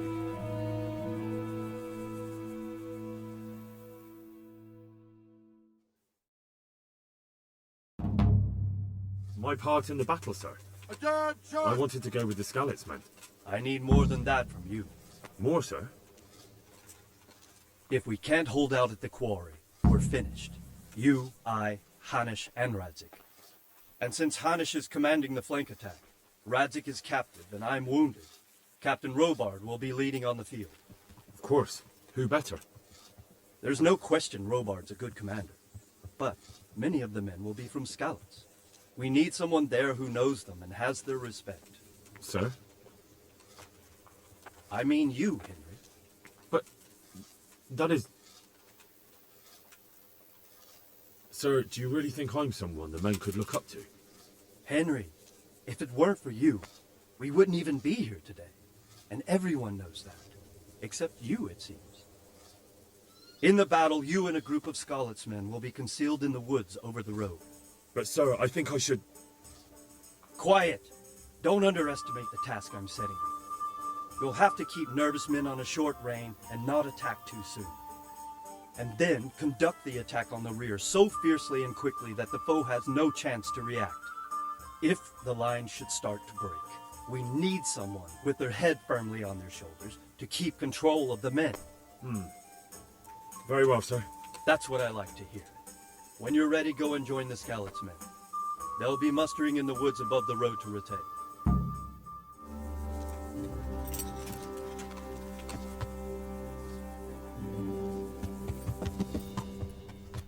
Not yet.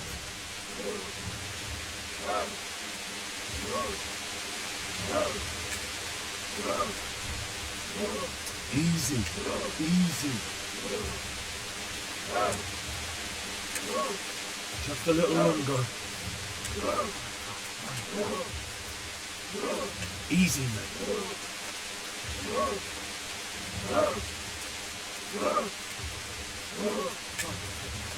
Hold. Hold.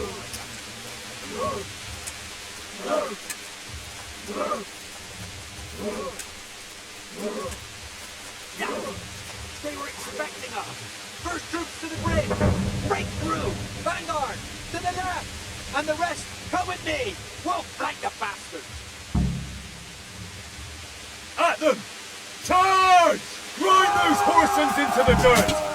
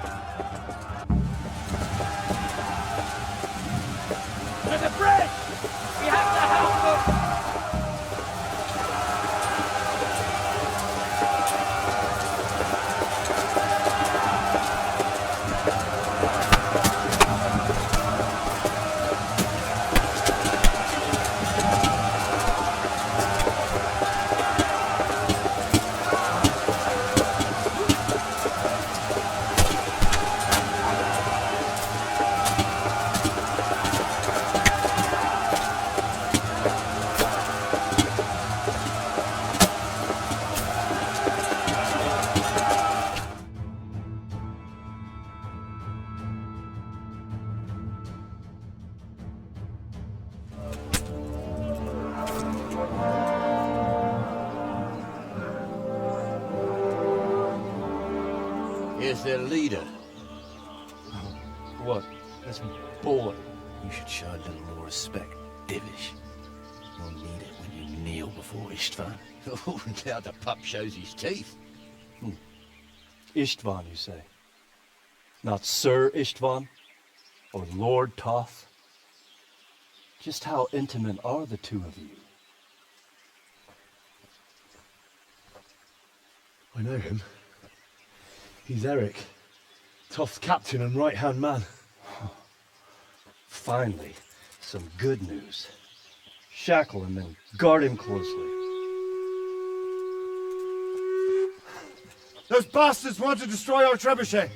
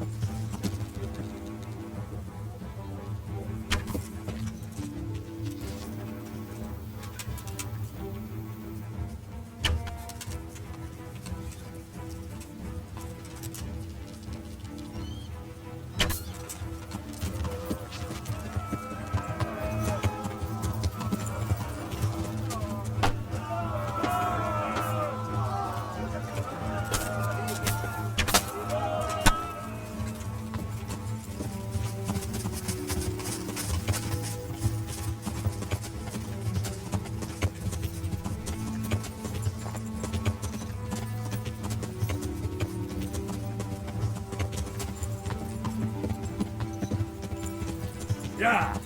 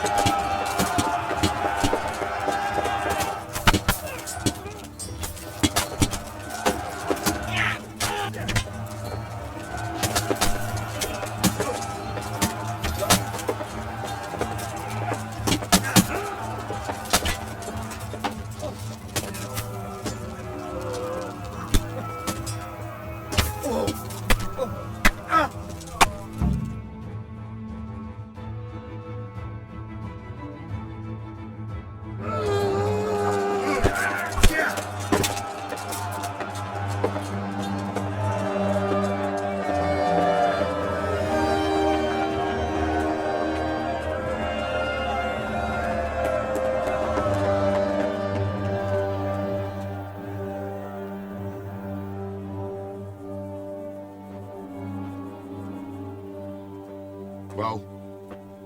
The damage isn't too serious. So we can shoot.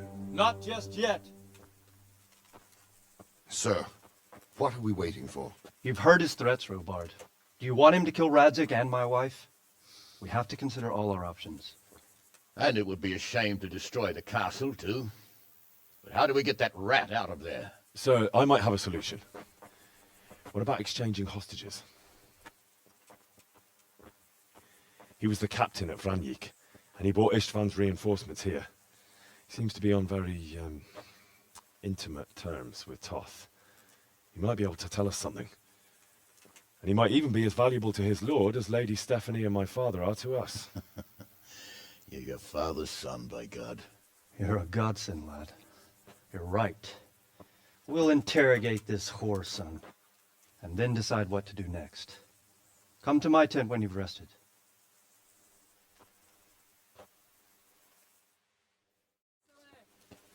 Start talking, or make your peace with God.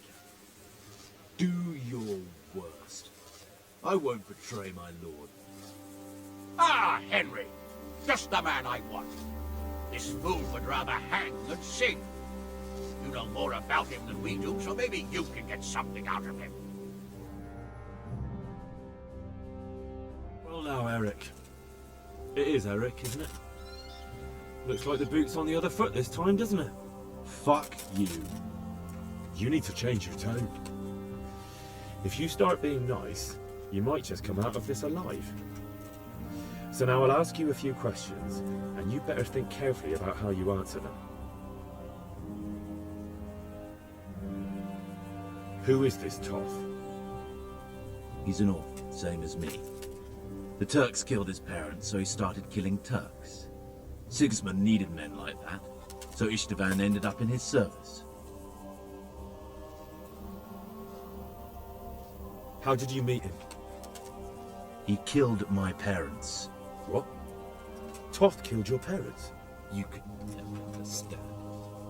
They were weak. Istvan's strong. He took better care of me than any father. What is he after? Are you really that clueless? To destroy Wenceslas's allies. You.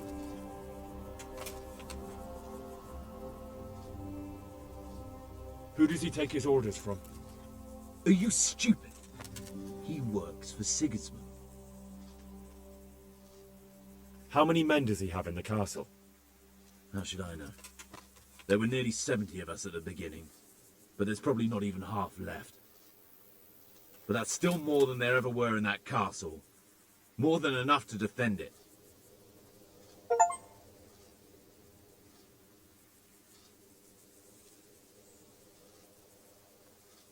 I won't waste any more time on you.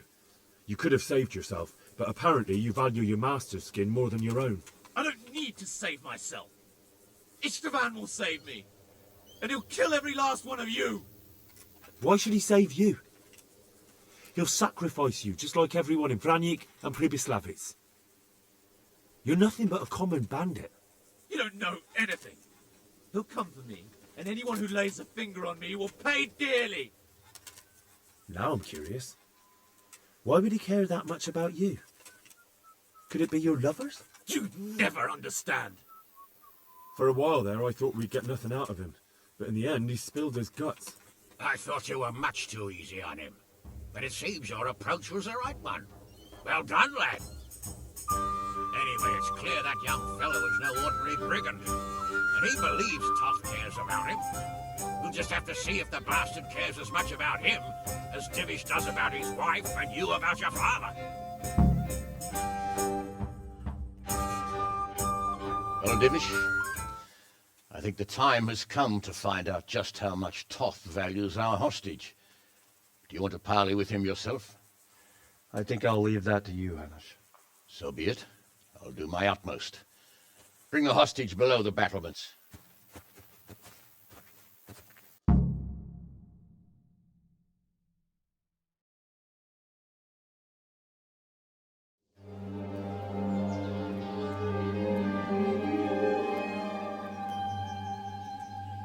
Sir Istvan!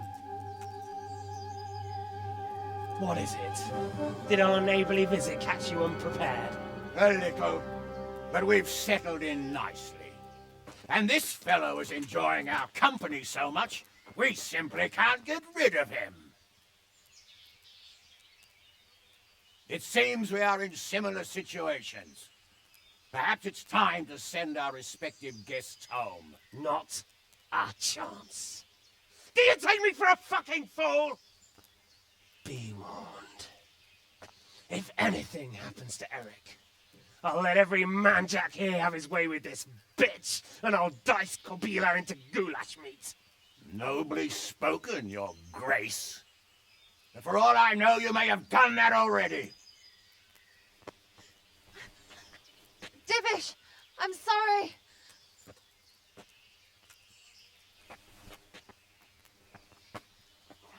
Greetings, friends. Fear not, Lord Toth is treating us like royalty.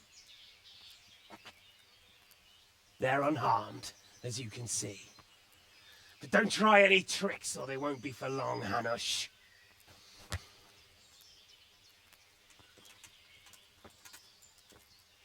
It seems your lord doesn't place any great value in you, boy. Go to hell. Oh. I'm sorry.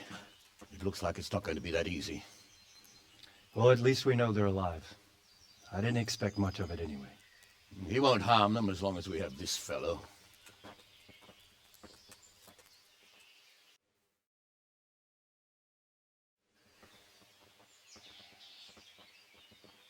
Well, friends, what do you suggest? I'd say we have no choice but to attack. It's a great risk, Robard, with Stephanie and Radzig inside. I know how you feel, sir, but Toth is no fool. They are his last safeguard. He will do nothing to harm them until he is sure of victory. Would you be saying that if it were your wife inside? Or your father? Well, let me point out that we have no choice anyway. We don't have enough supplies to keep men here for weeks, while gangs of brigands and Sigismund's army roam the countryside. Toth won't agree to an exchange, and even if he did, we'd have to let him go. With all his men, he'd be a thorn in our sides till Judgment Day. Sir, a message has arrived. Oh, what is it? Margrave Jobst is approaching with his retinue and wants to speak with you. Jobst, you say? All right. What is he doing here? Who's Jobst? Jobst of Luxembourg is cousin to King Wenceslaus and Sigismund. He's the Margrave of Moravia. Only a year ago, he was collaborating with Sigismund and the League of Lords. He betrayed King Wenceslas and his ally Prokop. Now, he's changed sides, appointed himself the leader of the rebellion against Sigismund, and wants to liberate Wenceslas. Whichever way the wind blows. Nevertheless, it seems the decision is made for us. We don't want Jobst camping with us in front of our own castle like a band of gypsies. I'm afraid you're right, Hanush. All right. We'll let the men rest a while, and then attack. Come to me when everything is ready.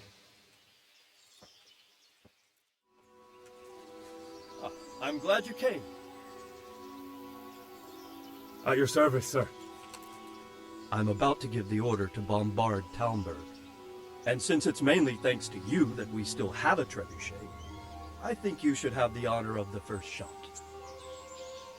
I'd be delighted. To smash my castle? I can't say I share your enthusiasm. Sorry, sir. I didn't mean it like that. There's nothing to it. The men will load the trebuchet. All you have to do is pull the lever. Well, I suppose I could manage that.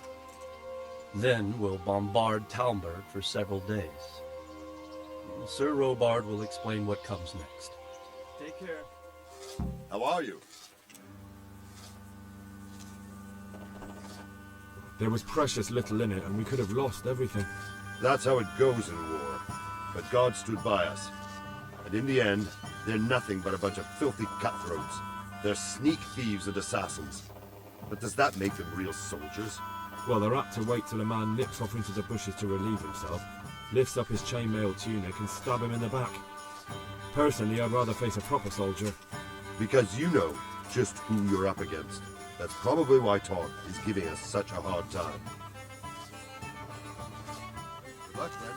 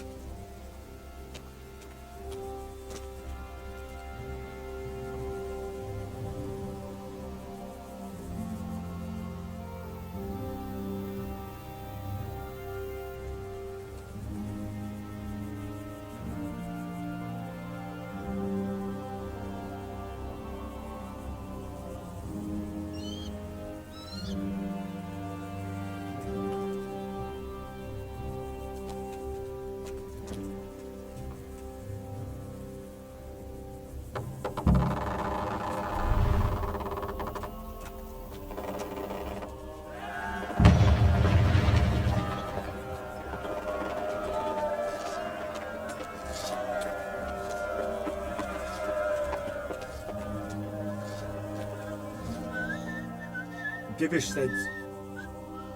Sir Divish. Sir Divish said you tell me what happens next. Aye. We're going to watch Istvan shit himself. That's all? For a few days at least. So if you have anything to attend to, now's the time. Just don't forget to come back. Goodbye.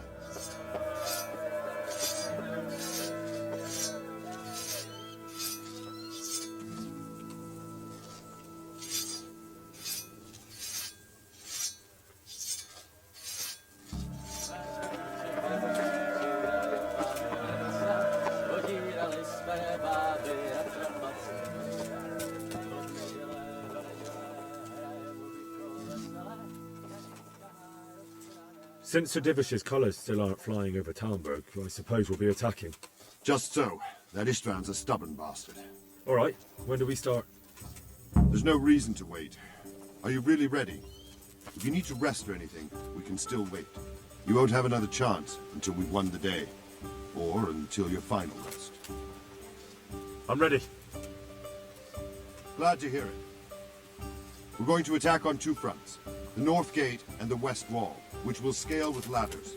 The attack will be split into different stages. Taking the outer walls, the inner bailey, and finally the core of the castle and the tower.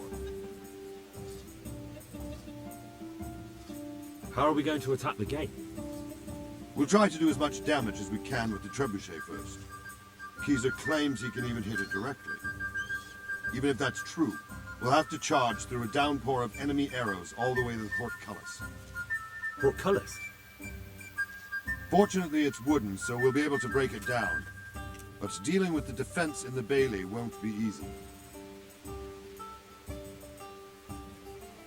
And what's the plan for attacking the west wall? First, we have to get men to the wall with ladders, which is no easy matter under fire, so we'll need as many men covering them as possible. As soon as the ladders are in place, our foot soldiers will run up and try to scale the wall. Once a few of them get to the battlements, we should quickly gain the upper hand. How will we take the battlements? Either by scaling the west wall, or our men at the gate will help. If they can break through, that is. And the inner bailey? That will be tough. Even if we get through the gate and into the outer bailey, we're still a long way from victory. The castle is designed so we'll be like hens in a coop to anyone with a bow on the inner battlements. We'll have to either fight our way through, or somehow get around them. What about the living quarters? There, I'm worried most about the hostages. Once we're inside, Istvan will know defeat is inevitable, but we'll still have to fight for each and every room. I think I've heard everything I need to know. Do you want to join the attack on the walls or on the gate? Remember, many of the Skalitz men will follow you.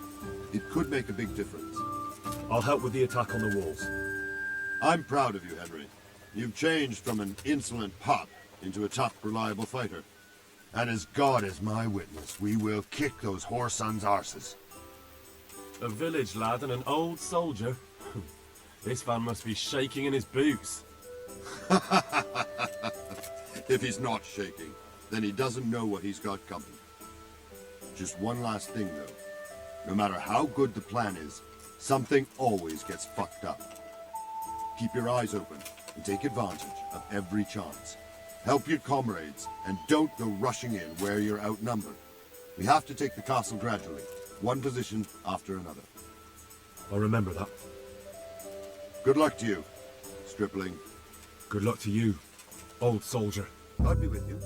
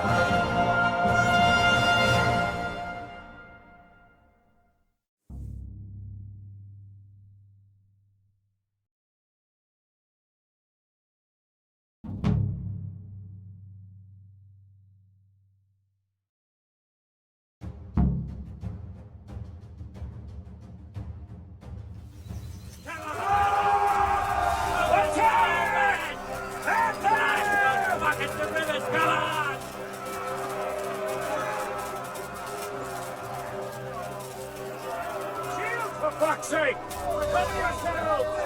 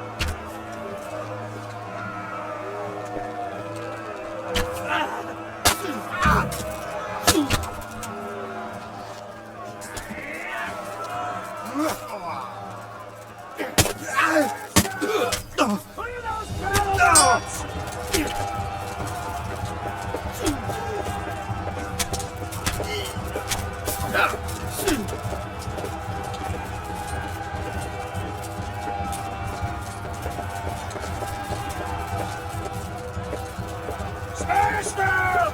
Look at those battlements!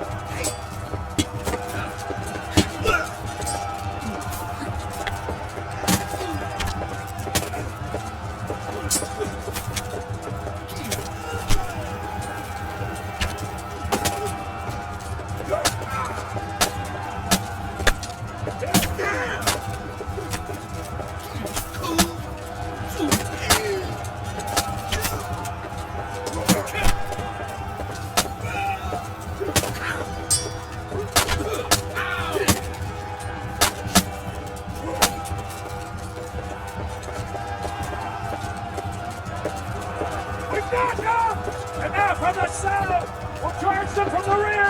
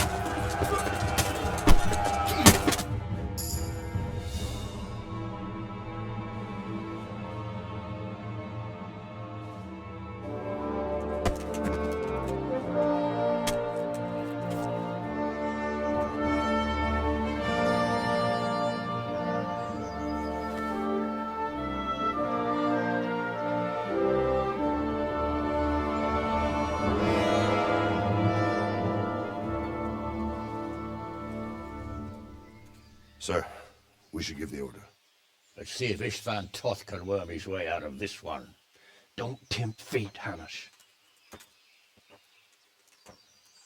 Istvan! It's over!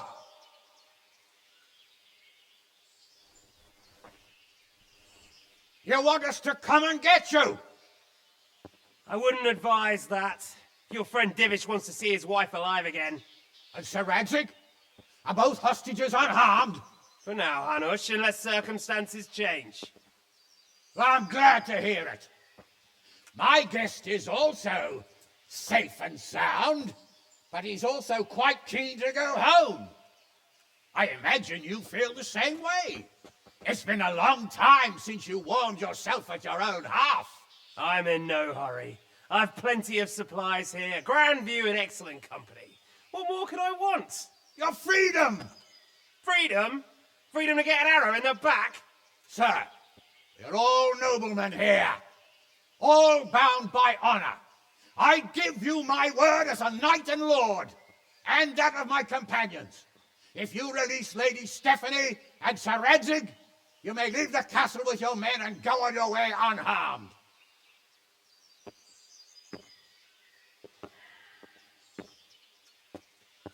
And just how far will we get? What good will it do me if your men attack us in the woods instead of here?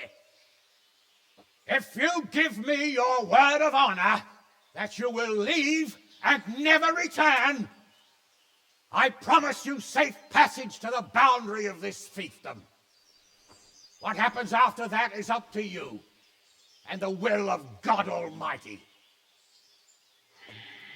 Very well then, but I want a small safeguard. I'll give you her ladyship, but Radzig comes with me. I'll release him in Skalitz. Out of the question! Is our word not good enough for you? Is mine not good enough for you? I swear I'll release him when I get to a safe distance. I'll go with him, Hanush. Let the Lady Stephanie have her freedom now. Father! Don't worry, son. I trust Lord Toth's self-interest more than his word. He wouldn't be fool enough to harm me. If you're certain, Radzig. Prepare horses and supplies, and tell your men to pull back.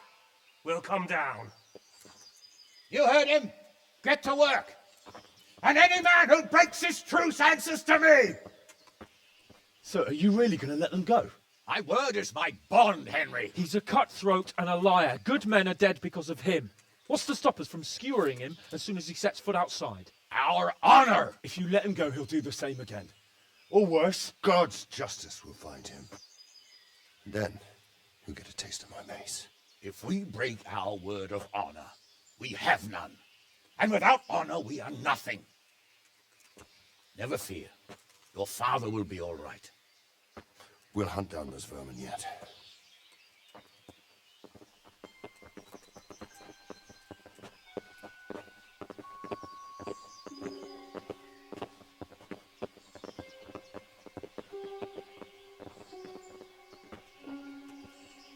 Bring the horses.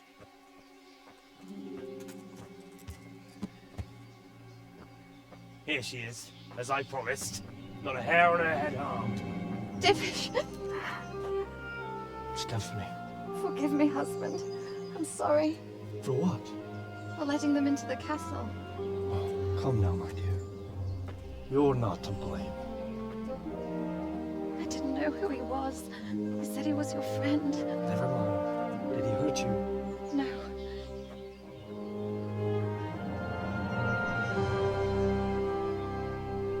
I hope your word can be trusted.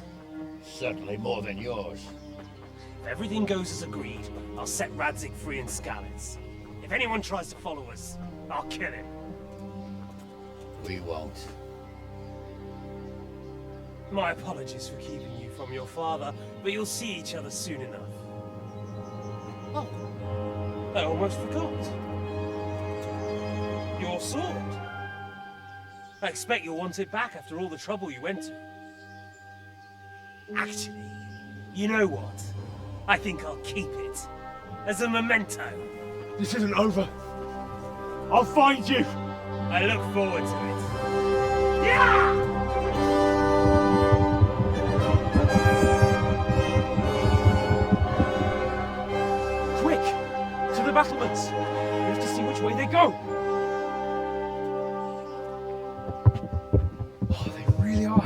Damn it! Mount up, Henry. You've heard what he'll do if we follow them. We're not going to follow them. We just have to collect your father. Or do you want him to walk back here when they release him?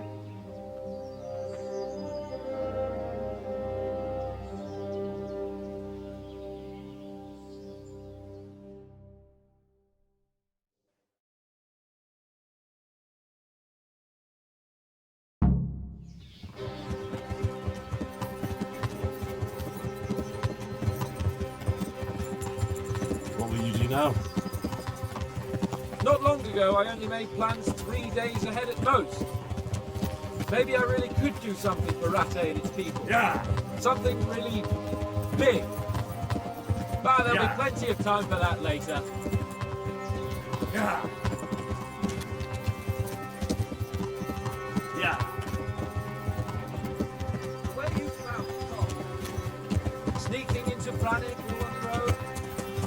Well, Yeah. what I mean is, hats off to you, Hal.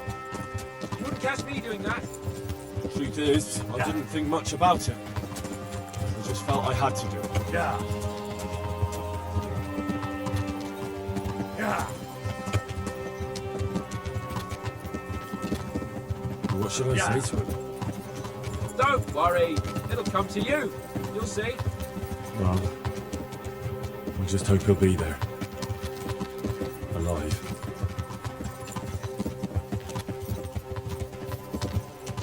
This is quite a turnaround, isn't it? Yeah. What do you mean? How long have we known each other? A few weeks? Something like that. Yeah. Before that, I was chasing wenches around Rate and you were digging turnings. And now look at us. A pair of veterans. I was an apprentice blacksmith, not a turnip digger. Yeah. Same difference, you silly bugger. Yeah. Yeah.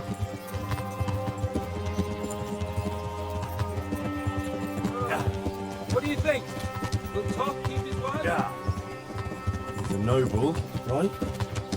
Yes. Yeah. So am I. So Radzig will be there. Yeah.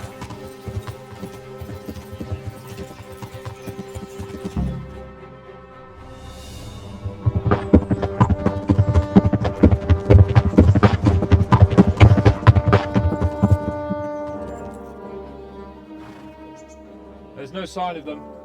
Move on.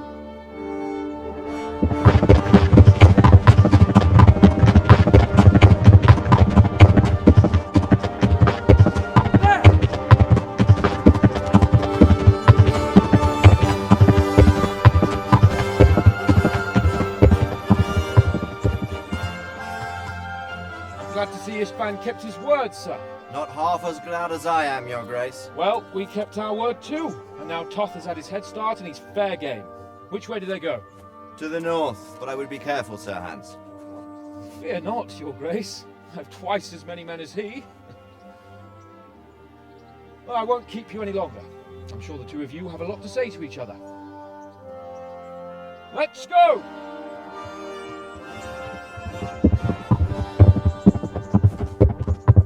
All right, Father. I am. They treated me quite decently.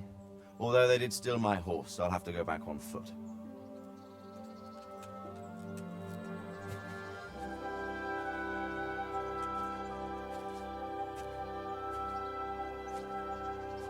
It looks like it's all over. Not by a long shot.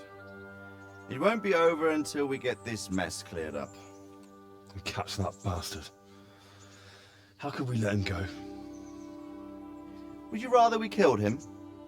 Even if it meant Lady Stephanie and I died too? No, of course not. But what was to stop us from killing him after the exchange? Honor? Honor? If the word of honor of a nobleman could not be trusted, then he would never have agreed to the exchange. And where's the honor in abandoning your son? You know how it is. We were young. It happened. And I couldn't marry a commoner. Then your father, Martin, came along and took care of both of you. He knew it. What? That I was your father? Certainly. He was a great man. He took you as his own.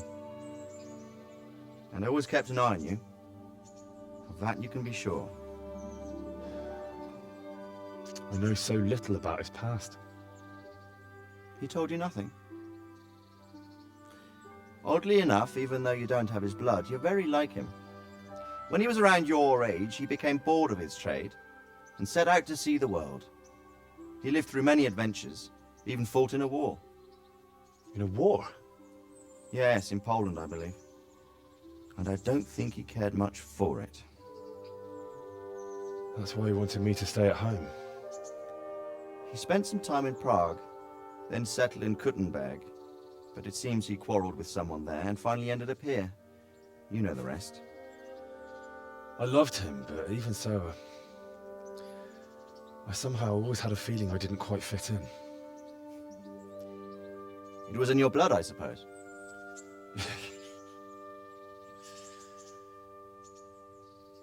I lost the one thing I had left from him. Your sword. Ah, the sword. It's not my sword. It's yours. For a moment there it was so near, yet so far. Oh well, it can't be helped. It was almost within my grasp, but just then I had something else on my mind. Well, I think we may yet have a chance to get it back. This business with Toth is not yet over, unfortunately. That's a chance I'd welcome. Not just to get the sword, but that bastard Istvan too. And then I'll find that German whoreson who torched Skalitz, and I'll slay him with it. I'll never forget his face. Or his name. Mark Vart von Aulitz. Those are noble intentions, son. But don't forget there are other things in this world that are worth living for. Like what? Look around you. Blue skies overhead, green grass underfoot, beautiful girls. Good wine, a few good friends, and a fine steed under your backside. Those are things worth living for. Though I can't deny that swine who killed your mother must pay for what he did. But it's better not to dwell too much on that at the cost of those other things. On the subject of steeds, I think we'll have to ride like the Knights Templar. How's that? 2 up. One day I'll tell you how they got their seal. You can take the front.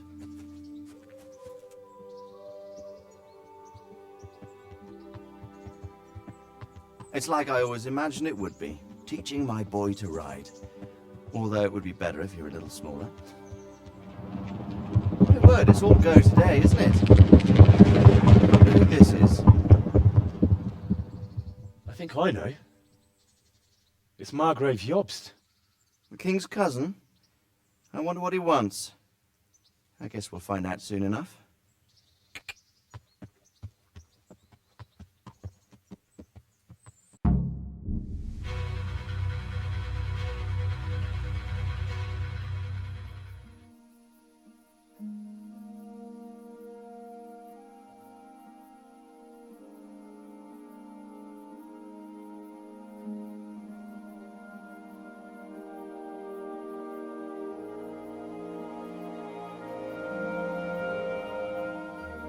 Doing well, son. Father. Come now. You know who sired you. That doesn't matter now.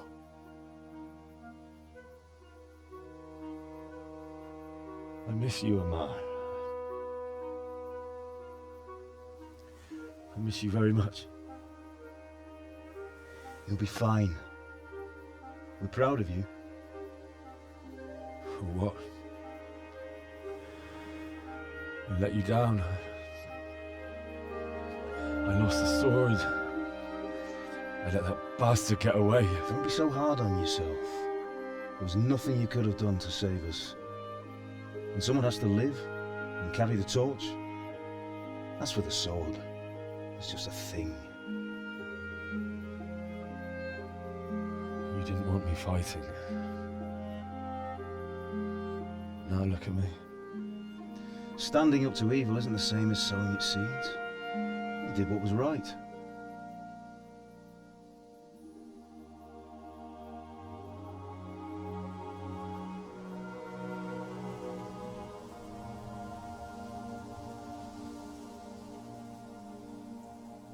I have to leave you now. Oh, please. You know I can't stay.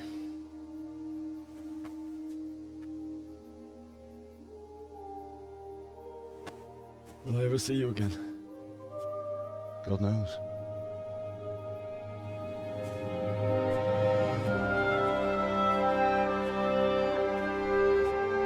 Make her proud. Don't go.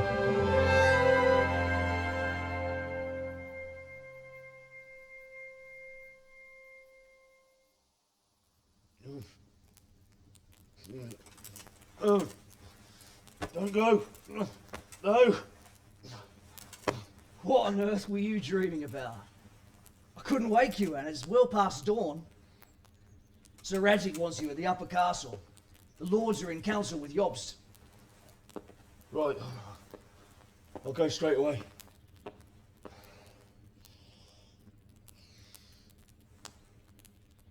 What is it? It's just... I don't know how to address you anymore. All of a sudden you're Sir Radzig's son, hobnobbing with lords and ladies. And here's me, as common as muck. Oh, give over, you idiot. Do I look like a lord to you? Not really. You're as much a lord as I am a nun. And I've never looked good in a habit. Get out of here! Or I'll have you clapped in the stocks.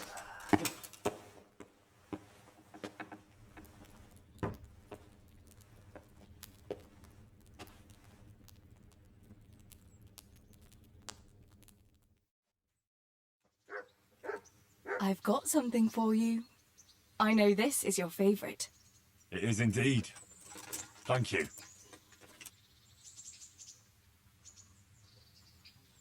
Wouldn't you like to take a stroll somewhere? I'd love to.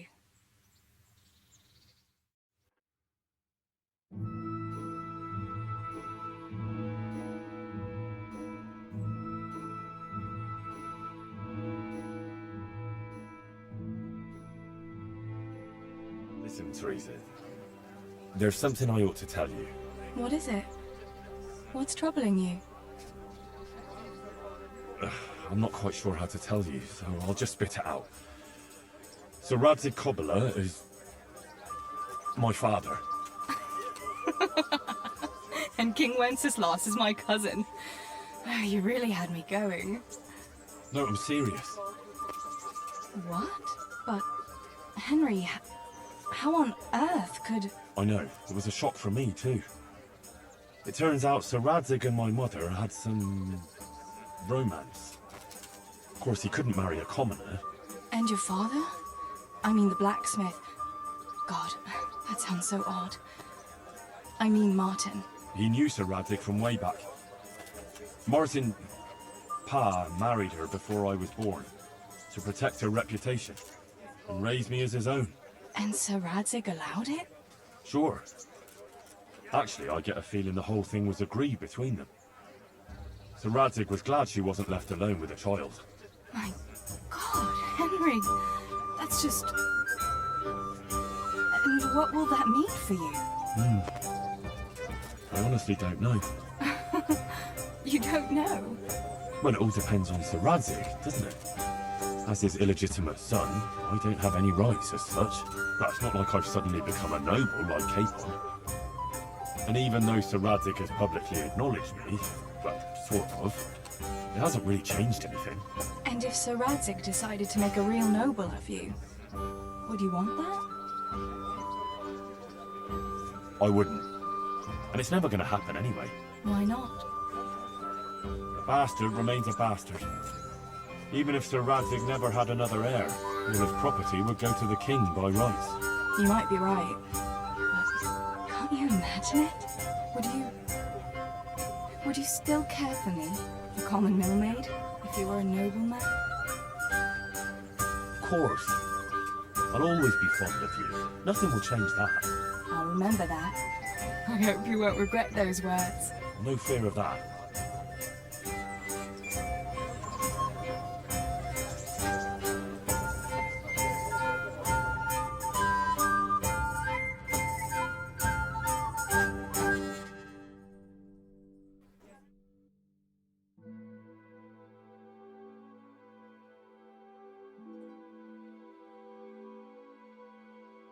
Home already. See you another time then. Ah, Hal. Are you going to the meeting with Margrave Jobst as well? I am. What about Istvan? I assume... That we didn't catch him? No. Because if we had, you'd be the first one to know. Have no fear. We'll get him eventually. I hope you're right. Anyway, let's go and see what Jobst wants from us.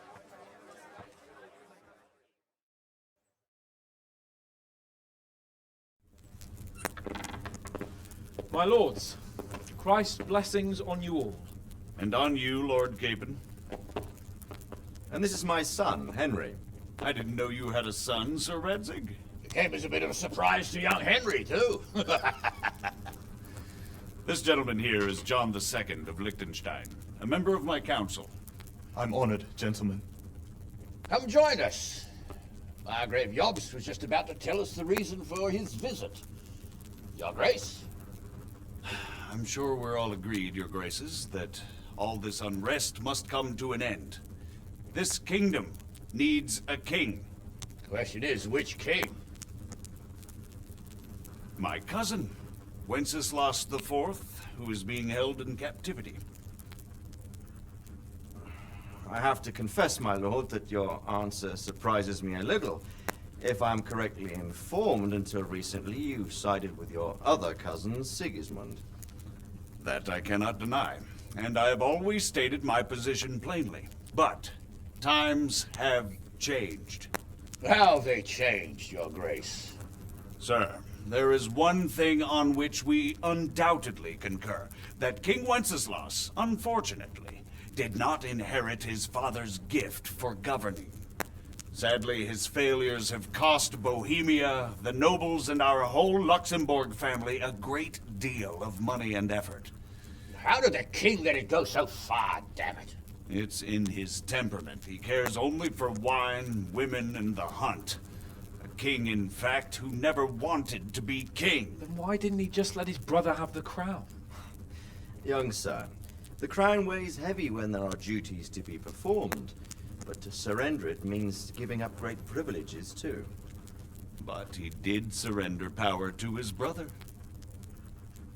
When things started getting out of hand, Wenceslas appealed to Sigismund for help in restoring order. What you're saying, Wenceslas has invited him here? This is starting to make my head spin. Actually, it makes sense when you think about it. Sigismund wanted to re-establish the power of the whole House of Luxembourg. He thought if he helped Wenceslas win the imperial crown, in return his brother would help him become the king of the Romans, and leave the actual reign of Bohemia and the empire to him. Sigismund would govern, while Wenceslas could carry on doing what he was best at, enjoying the life of the imperial court. Why wasn't Wenceslas crowned Holy Roman Emperor long ago? He was already elected king of the Romans. All he had to do was go and let the Pope put the damn imperial crown on his head. Who knows? Maybe he'd prefer hunting and consorting with bathhouse wenches to spending time with the Pope. Well, so would I must admit. Sigismund's plan seemed sound enough, but it didn't quite work out, did it? It worked for a while. He and his brother reached an agreement. Sigismund took over administration of the kingdom and began planning Wenceslas's journey to Rome for the imperial coronation. But then Wenceslas realized he would just be a puppet with a crown. I must say, Margrave Jobst, Wenceslas and Prokop behave rather like naughty children in need of a good clout about the ears. Sigismund would agree. He was already planning his rule of Bohemia, and all of a sudden, the rug was pulled from under him. I'd say he lost his patience and decided he'd drag Wenceslas to the coronation kicking and screaming if he had to. Just like a naughty child, as you say. So he abducted him and your brother Prokop too, if I heard correctly. Correct. And you helped him do it, if I heard correctly. Yes, your graces, it's true.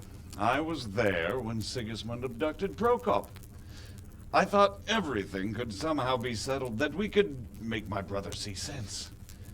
But Sigismund just wanted to put an end to the dispute once and for all, whatever the cost. There was nothing I could do to stop him. And that's one of the reasons why I'm here. The worst of it is that it was all for nothing. Instead of putting a stop to the revolt, it escalated it, and the result is this chaos we have today. That's true enough, sir. But I must admit now, I'm not sure what your position is.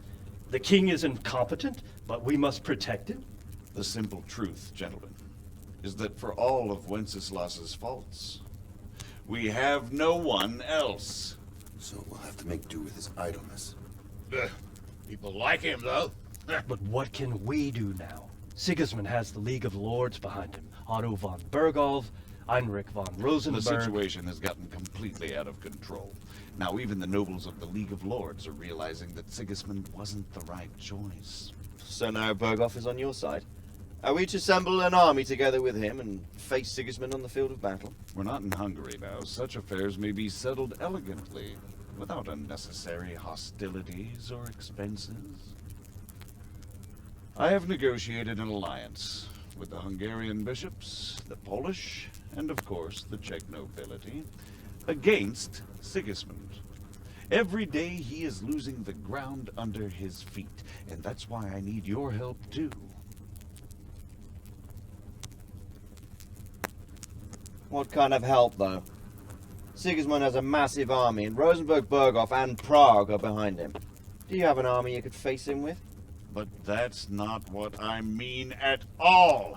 There's been a revolt against Sigismund in Hungary, partly due to my efforts. And now he'll have to choose whether he wants to gain the Bohemian crown, which is a very risky enterprise, or hold on to the Hungarian one.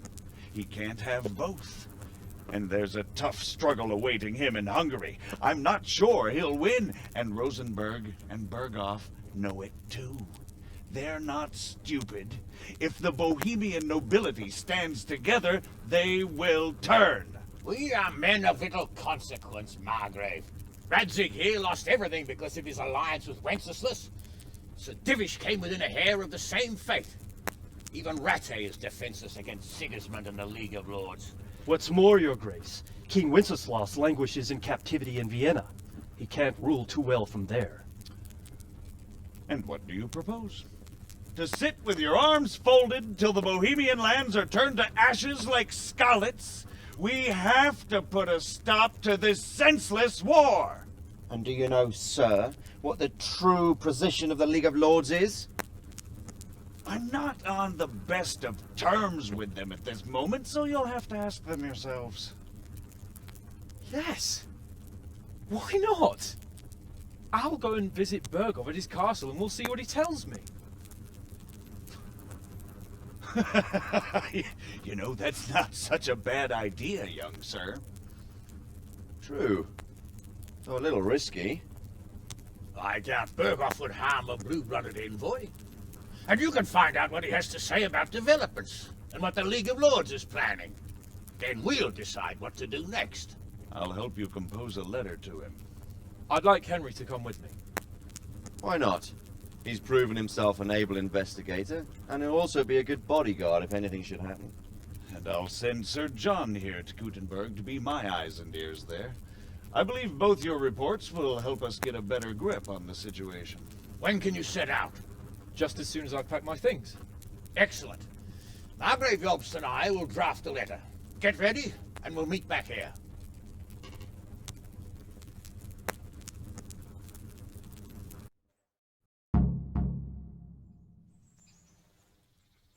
I expect it would be best to write it in your name as Lord of Lipa. Quite so, Margrave. What exactly am I to write? Oh, what isn't really the issue. The question is how. We need to learn where they stand on liberating the king and ousting Sigismund. If they'll make trouble or join our side, but... But we have to ask in a way that won't leave Sir Capon being run out of the castle with a whip. Exactly. How about writing that you're concerned about current events and that you want to see things settled peaceably, and then ask the opinion of the League of Lords? Very well said, sir. And what they want to do about freeing King Wenceslas. Whether they think liberating King Wenceslas IV might contribute to resolving the dispute? And what they plan to do about the god-awful mess in this country. What steps they envisage taking to end the pillaging of Bohemia by foreign armies? I couldn't have put it better myself. Well, I'd also venture to suggest one more. What is their stance on that is, the initiatives of Margrave Jobst of Moravia and a large part of the Bohemian nobility? Whether they plan to take action against them or support their efforts? You read my thoughts, sir.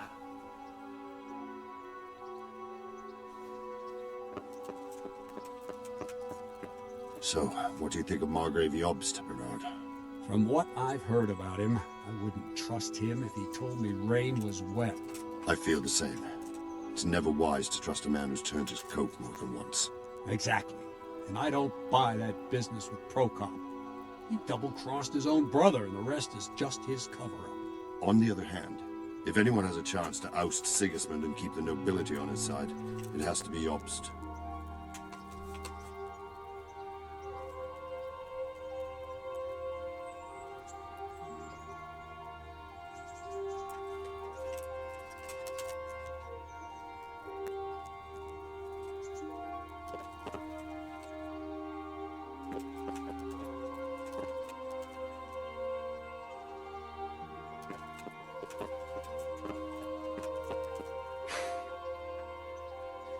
So what do you think of it all, Sir Divish? I think I don't know what to think. That makes two of us. If I didn't know anything about Jobst, I'd say he's right and absolutely truthful. But I've heard too much about him already. Likewise. But I do feel he's the one with the best chance to put things right. Well, we'll see what we learn from Bergov. If the League of Lords stands with Sigismund, then our chances pale, in spite of everything Jobst said. We shall see. We shall see.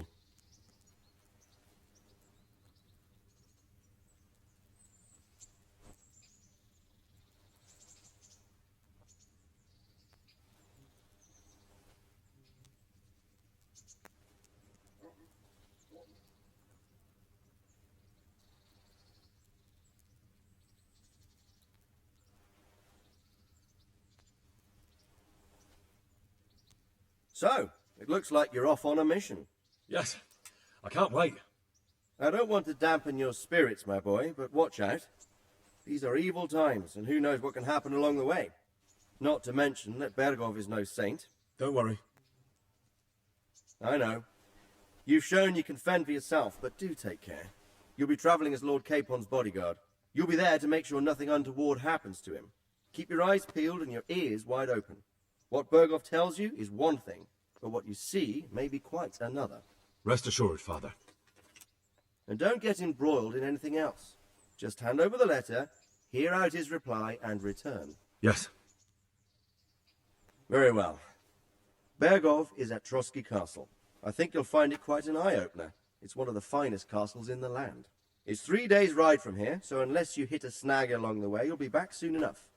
Any questions?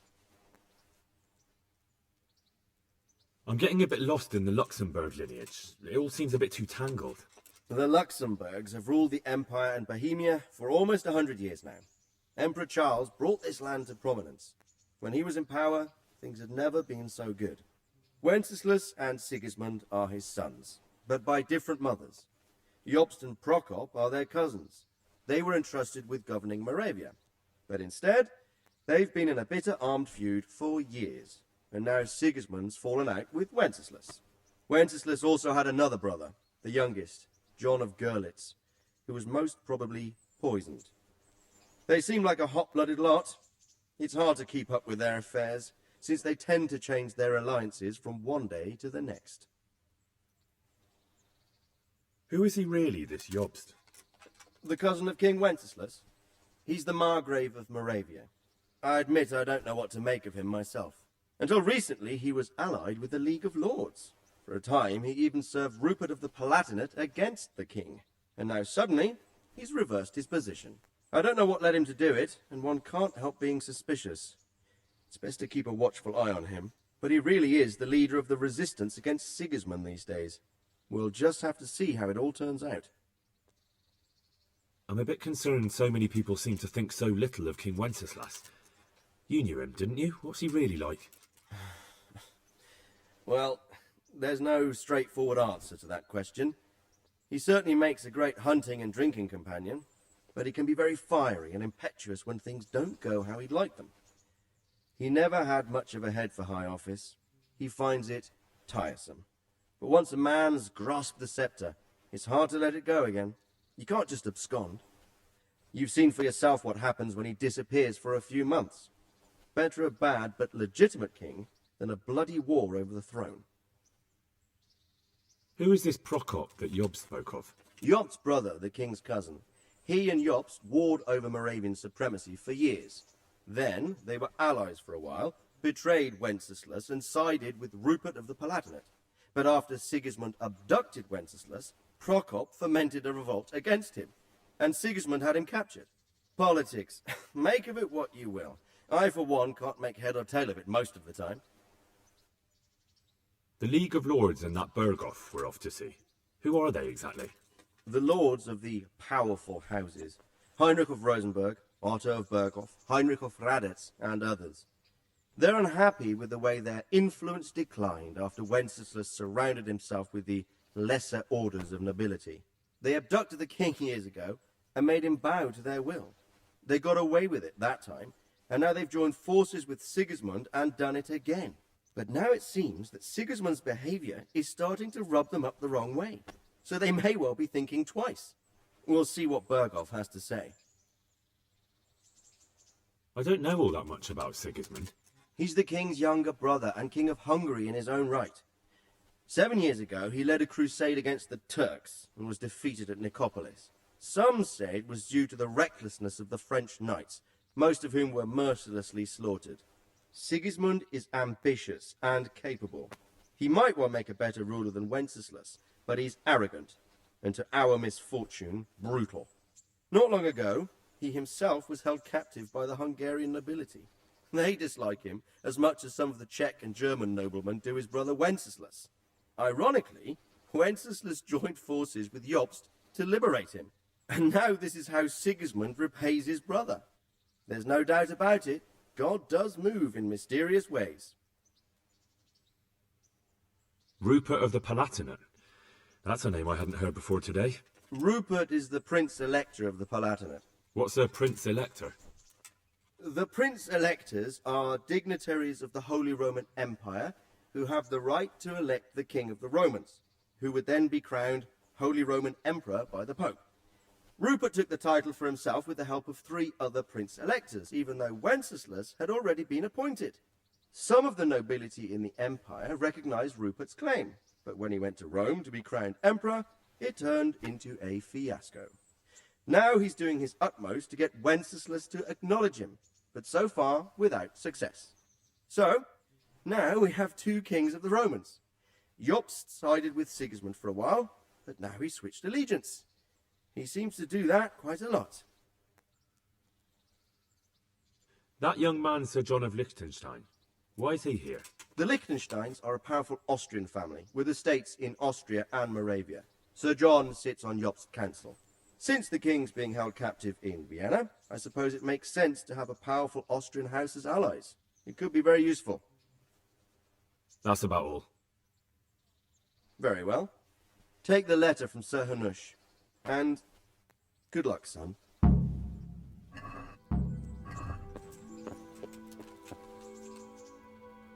God's blessings. What can I do for you? God be with you.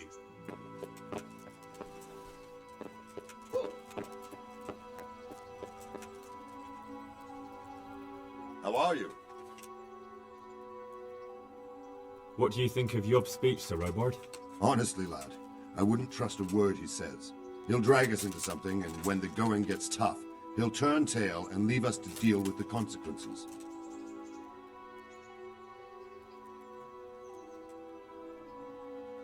Do you think that rescuing Wenceslas will help the country, sir? God knows. The king is a drunkard.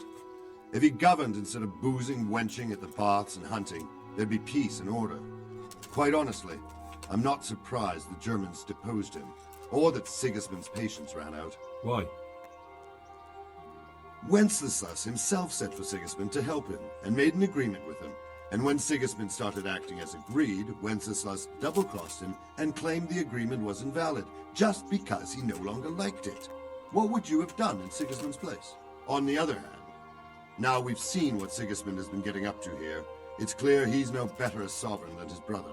And that goes double for Rupert, not to mention Jobst, who might well have his eye on the Bohemian throne too. So, all in all, we're probably best off with the drunkard. Better the devil you know.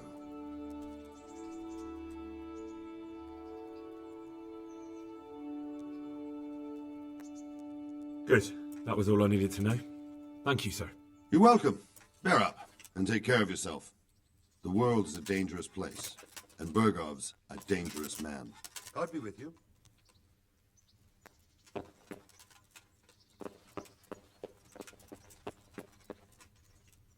How are you? Good luck, then.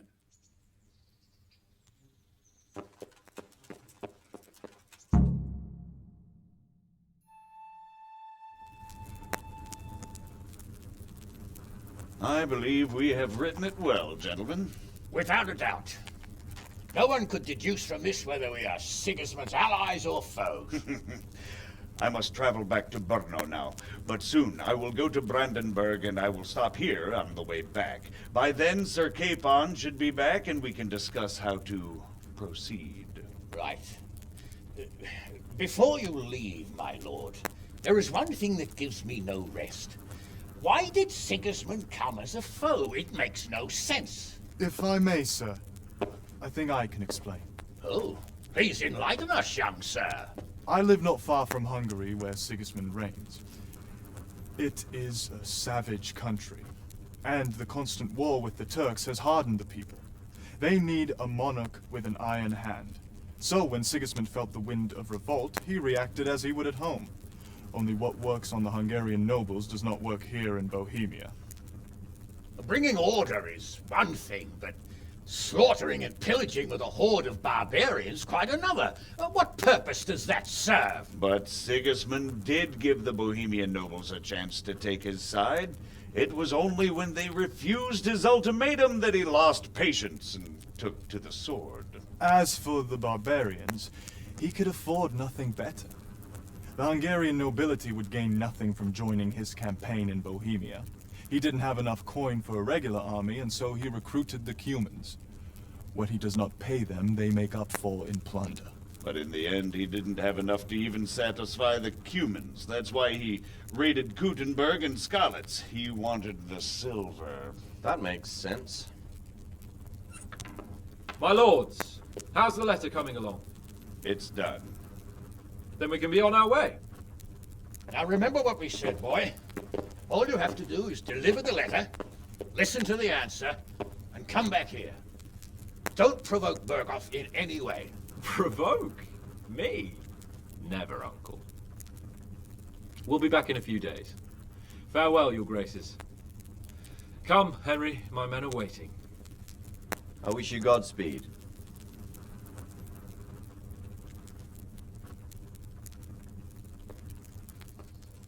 The Lord be praised. What brings you to me? Are you wishing you'd stayed home at Rattay instead of joining in our nighttime venture? You must be joking. I haven't had so much fun since...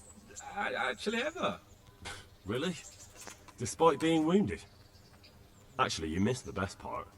When I was hauling you like a sack of grain to the battlements, dead to the world. It can't have been that much fun if I fell asleep. But you might have handled me a bit more gently. I'm black and blue all over. Oh, all right then. Next time I'll just leave you to Istvan's tender mercies. Nonsense. What would you do without me? Still, thank you for hauling me out of there. Anything for you, my lord. Take care.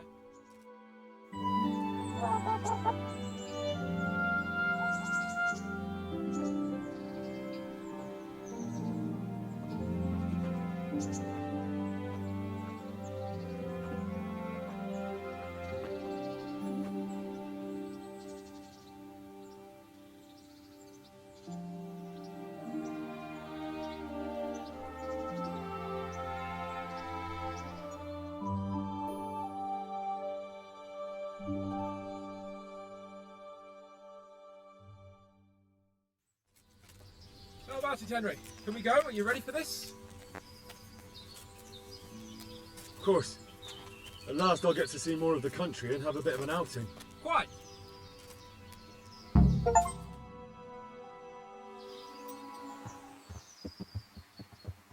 Let's get to it then. I finally have the feeling we're doing something worthwhile. We're helping to save the king. Instead of saving his drunken majesty, I'd rather find that whoreson who murdered my parents, get the sword back from him, and skewer him with it. Cheer up, Henry. I have a feeling you'll get your chance one day, and it won't be long in coming. Forward, men! Audentes fortuna juvat!